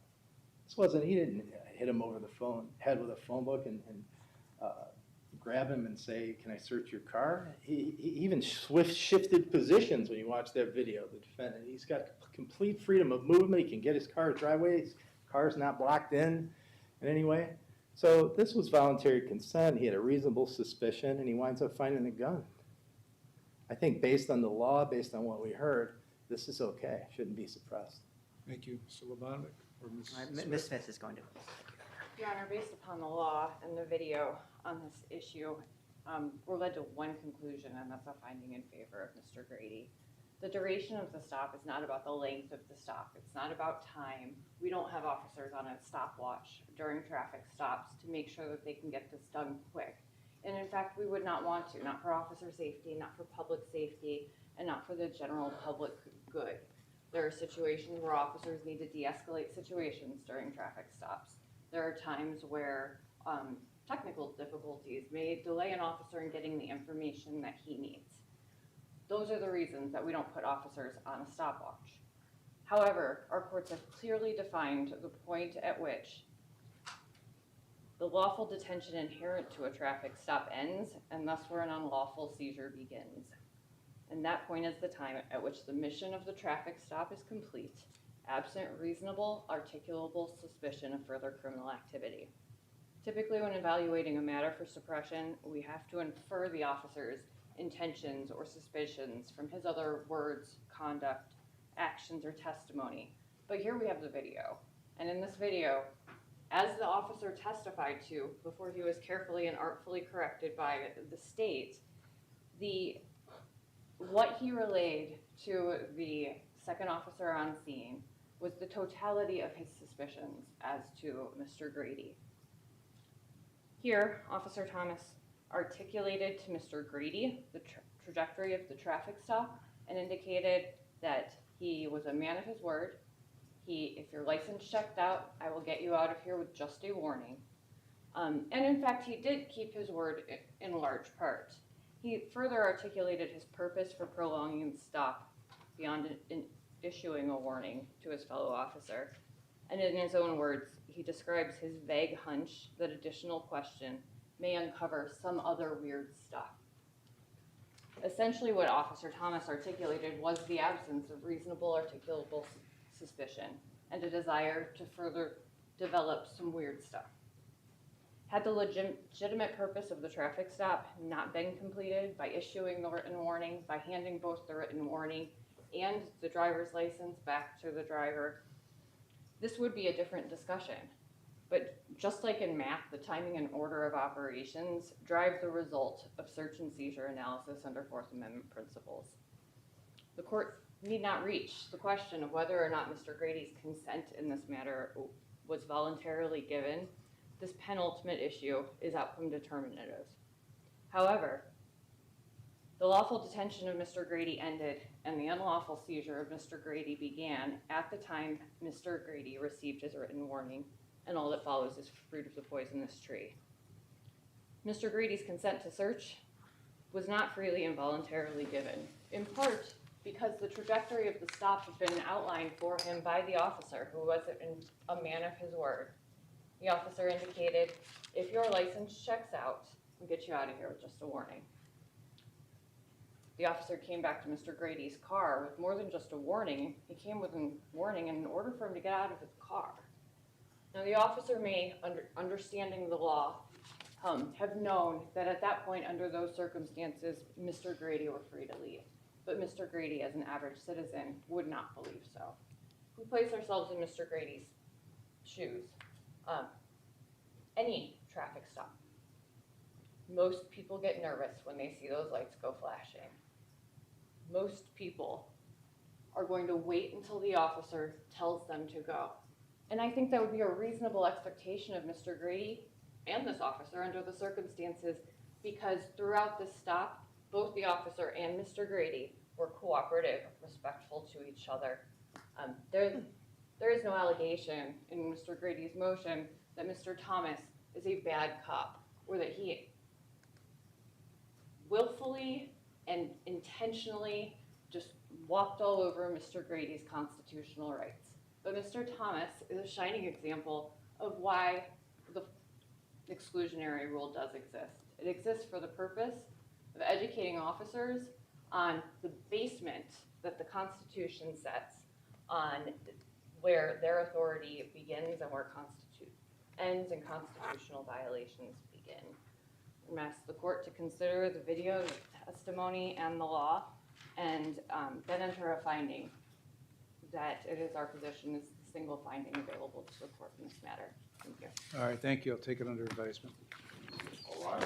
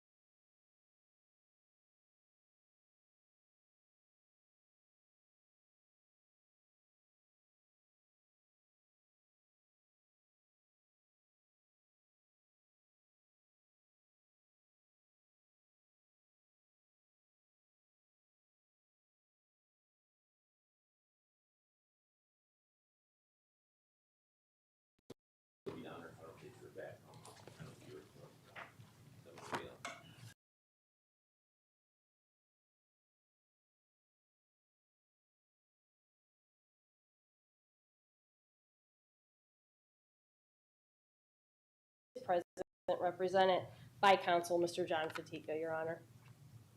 All right, Mr. Fatika. Good afternoon, Your Honor. I've discussed this matter with Ms. Janasic at length.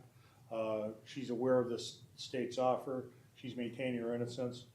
We understand the case will be proceed to a jury trial. All right, so the offer is count 1, theft of drugs, a felony 4, count 7, illegal processing of drug documents, a felony 4. Is that correct, Ms. That's Blake? correct, Your Honor, yes. Okay.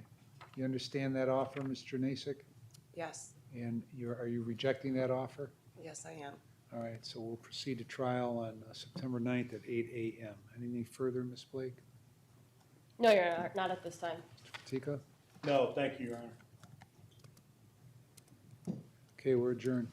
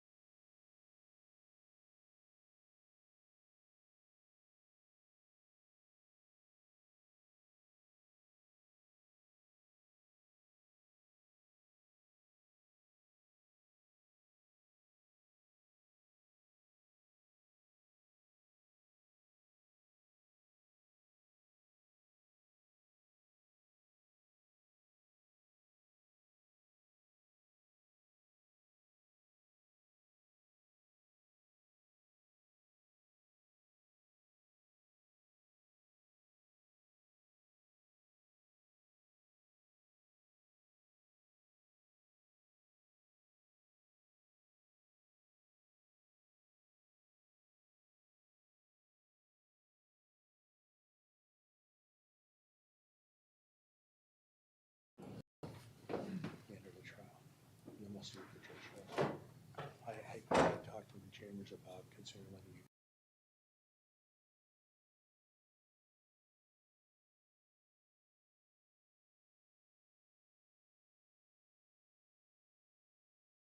Count 1, domestic violence, a felony of the 3rd degree, and we're here today for purposes of sentencing.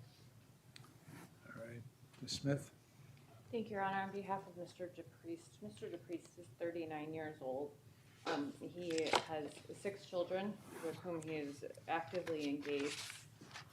He maintains a close relationship with his mother, his siblings, and he places his kids in high priority.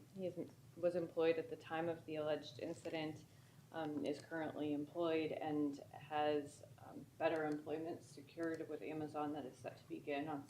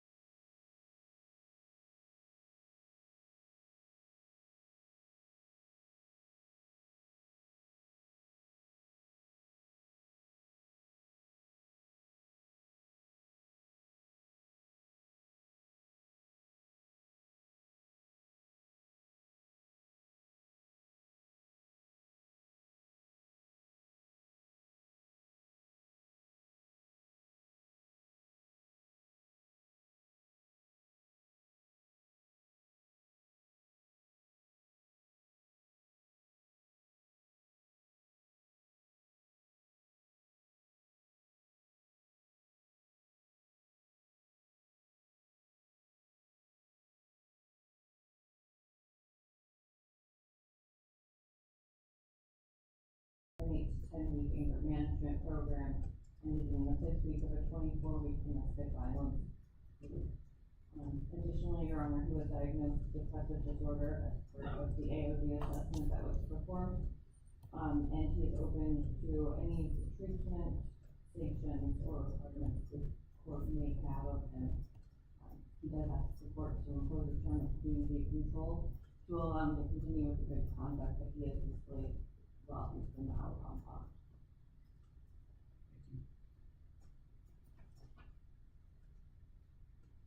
Priest, what do you want to tell me before I impose sentence? Good afternoon, Your Honor. I'm very aware that I made a terrible decision. I'm very accountable. I've been doing everything I possibly can to show to the court, the community, my friends, my family, that I am absolutely remorseful. But that day, I acted out of character, and I'm completely apologetic. Once again, I'm very aware and accountable for the things that happened, and I never meant for these things to happen. Ms. Nelson is a very good woman. She's a good mother, and I made a terrible decision that I never want to make again. I'm very sorry that and ashamed that I put myself in this position and put others around me that I love and care about, and also Ms. Nelson in this position to be in this position here so that I can deal with the things that I'm dealing with.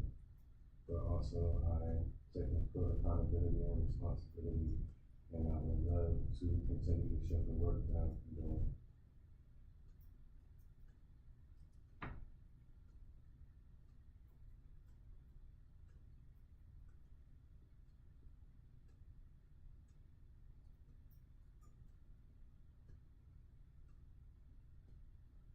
In 07, you had a domestic violence in Bedford. Yes, that was a situation where it happened to become an argument that turned to I actually ended up leaving that situation. It was more so of a verbal situation. I didn't cause any physical harm of any nature. end up leaving on both accounts where those situations happen. But I am also accountable for, being there and making sure that, I walk away from the situation without any physical harm. I apologize about what, I don't know exactly what's in there, but I know for a fact that I didn't do. Well, I don't know any facts, no facts are in there, it just indicates you were convicted of it and placed on probation. In 09, Correct. indicates in Euclid Municipal that you were convicted of domestic violence, placed on probation, got 25 days in jail, suspended, and then ended up doing 15 days on a probation violation. Correct. You were charged, although it was dismissed with abduction and domestic violence of 10 in Caddo County. Now, on this occasion, you beat the living hell out of her. Didn't you? I mean, I'm reading this pre-sentence report, a recitation of what the police officers observed from the ring camp.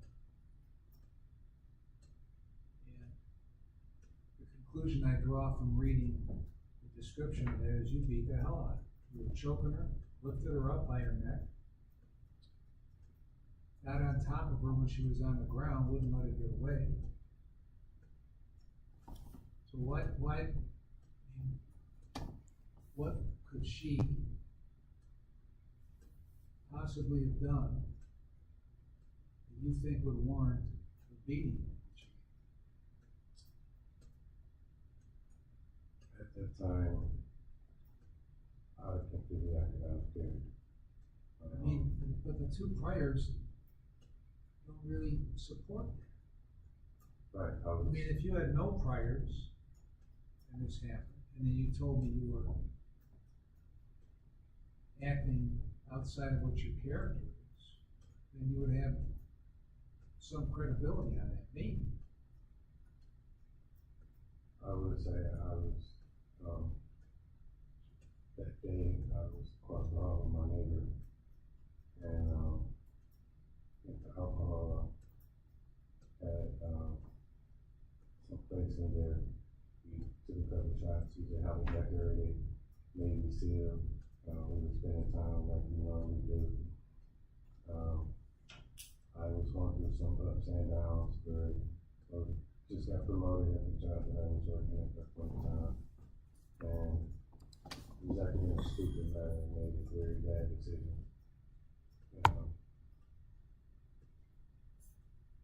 Well, part of being accountable is paying for that decision, right? Absolutely. Sorry to everyone around me that I affected in this situation. I'm absolutely remorseful in this situation. Miss Nelson is a fantastic person, honestly. She's the mother of my child. We've been together on and off for the last 15 plus years. We've known each other for a long time. And I'm highly embarrassed that I put myself in this position to have reacted.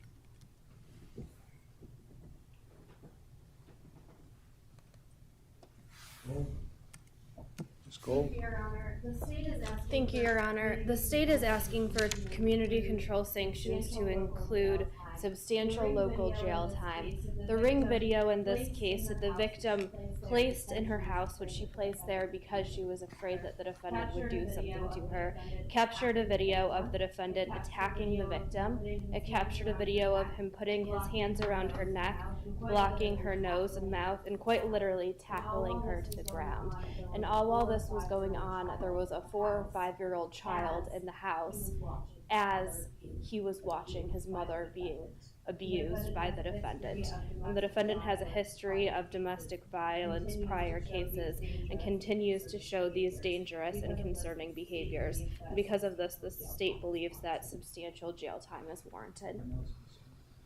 Anything else, Ms. Smith? None at this time, Your Honor. All right, I reviewed the Pre-sentence report on the drug and alcohol. Pre-sentence report on the drug and alcohol evaluation. Did not receive a victim impact statement. Considered, I have considered 29, 29, all provisions in 29, 29, 11, 29, 29, 12, and 29, 29, 13.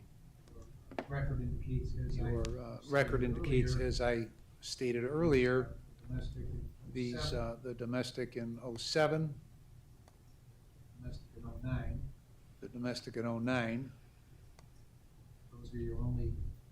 those are your only You had two other charges. convictions. You had two other charges that were dismissed in 10 and 16, so.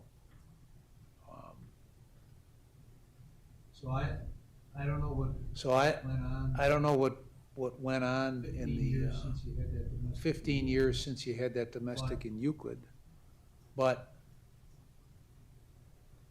Apparently you weren't out causing. apparently you weren't out causing problems. I have no At least, indication. at least I have no indication of that. I'm I'm really really concerned concerned damage you did to her with the damage you did to her on this occasion. on this occasion. So you're on a very thin line. So you're on a very thin line here, Mr. DePriest. I'm gonna find that you are amenable. So I'm gonna find that you are amenable to community control Despite beating you administered. despite the beating you administered, Because of because of any criminal the absence activity. of any criminal activity in the past 15 years. And that's the only reason. Place you on community control for 5 years. So I'm gonna place you on community control for 5 years. You're gonna spend 90 days in a Lake County jail with credit for 5. The last 30, Enter into and complete you're gonna the jail treatment enter into and program, complete the follow jail any treatment program and recommendations. follow any recommendations coming as a result of that You have program. No drugs or alcohol, and you'll be You're gonna have screened. no drugs or alcohol, and you'll be screened. You're gonna get a mental health evaluation and follow all recommendations. You're gonna complete the decision points program. You're gonna complete the which you'll decision start points when you're program, which you'll start while you're in the out, jail. maintain When you get out, maintain no full-time contact with the employment, victim, pay the no costs. contact with the victim, and pay the costs and supervision Now, if fees. you've done these other things as you. Now, told if me, you've done these other things as you told me violence with program, regard to the anger domestic management, violence program and the anger management, suggest you let the then mental health I evaluator suggest you know let the mental health evaluator know that, consideration so they can take that into consideration with any recommendations they Warren, may any other have. terms that you think Ms. are Warren, any other terms Your that Honor, you think thank are you. applicable? Understand the term? thank you. Do you understand the terms?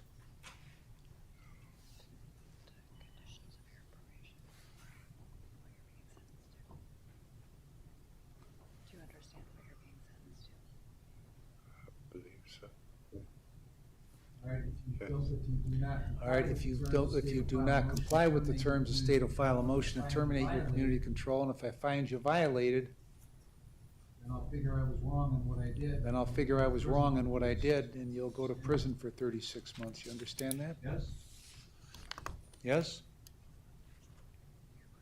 you understand that? Yes. Do you understand that? Yes. Anything else, Ms. Gold? No, Your Honor. Ms. Smith? No, Your Honor. We're adjourned. You can take off your watch.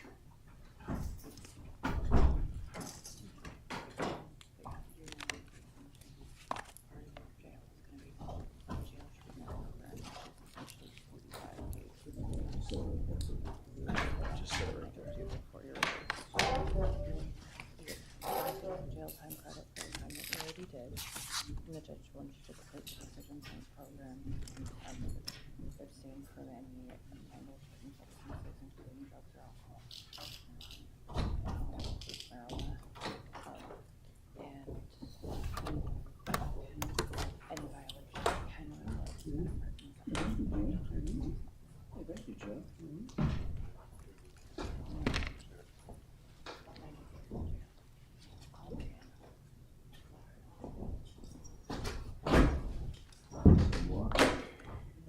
Watch. Yeah. your This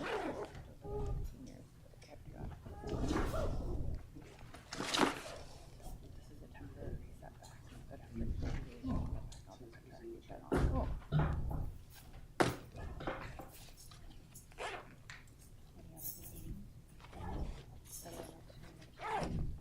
No, I got it. Y'all set? set? Okay, right this way.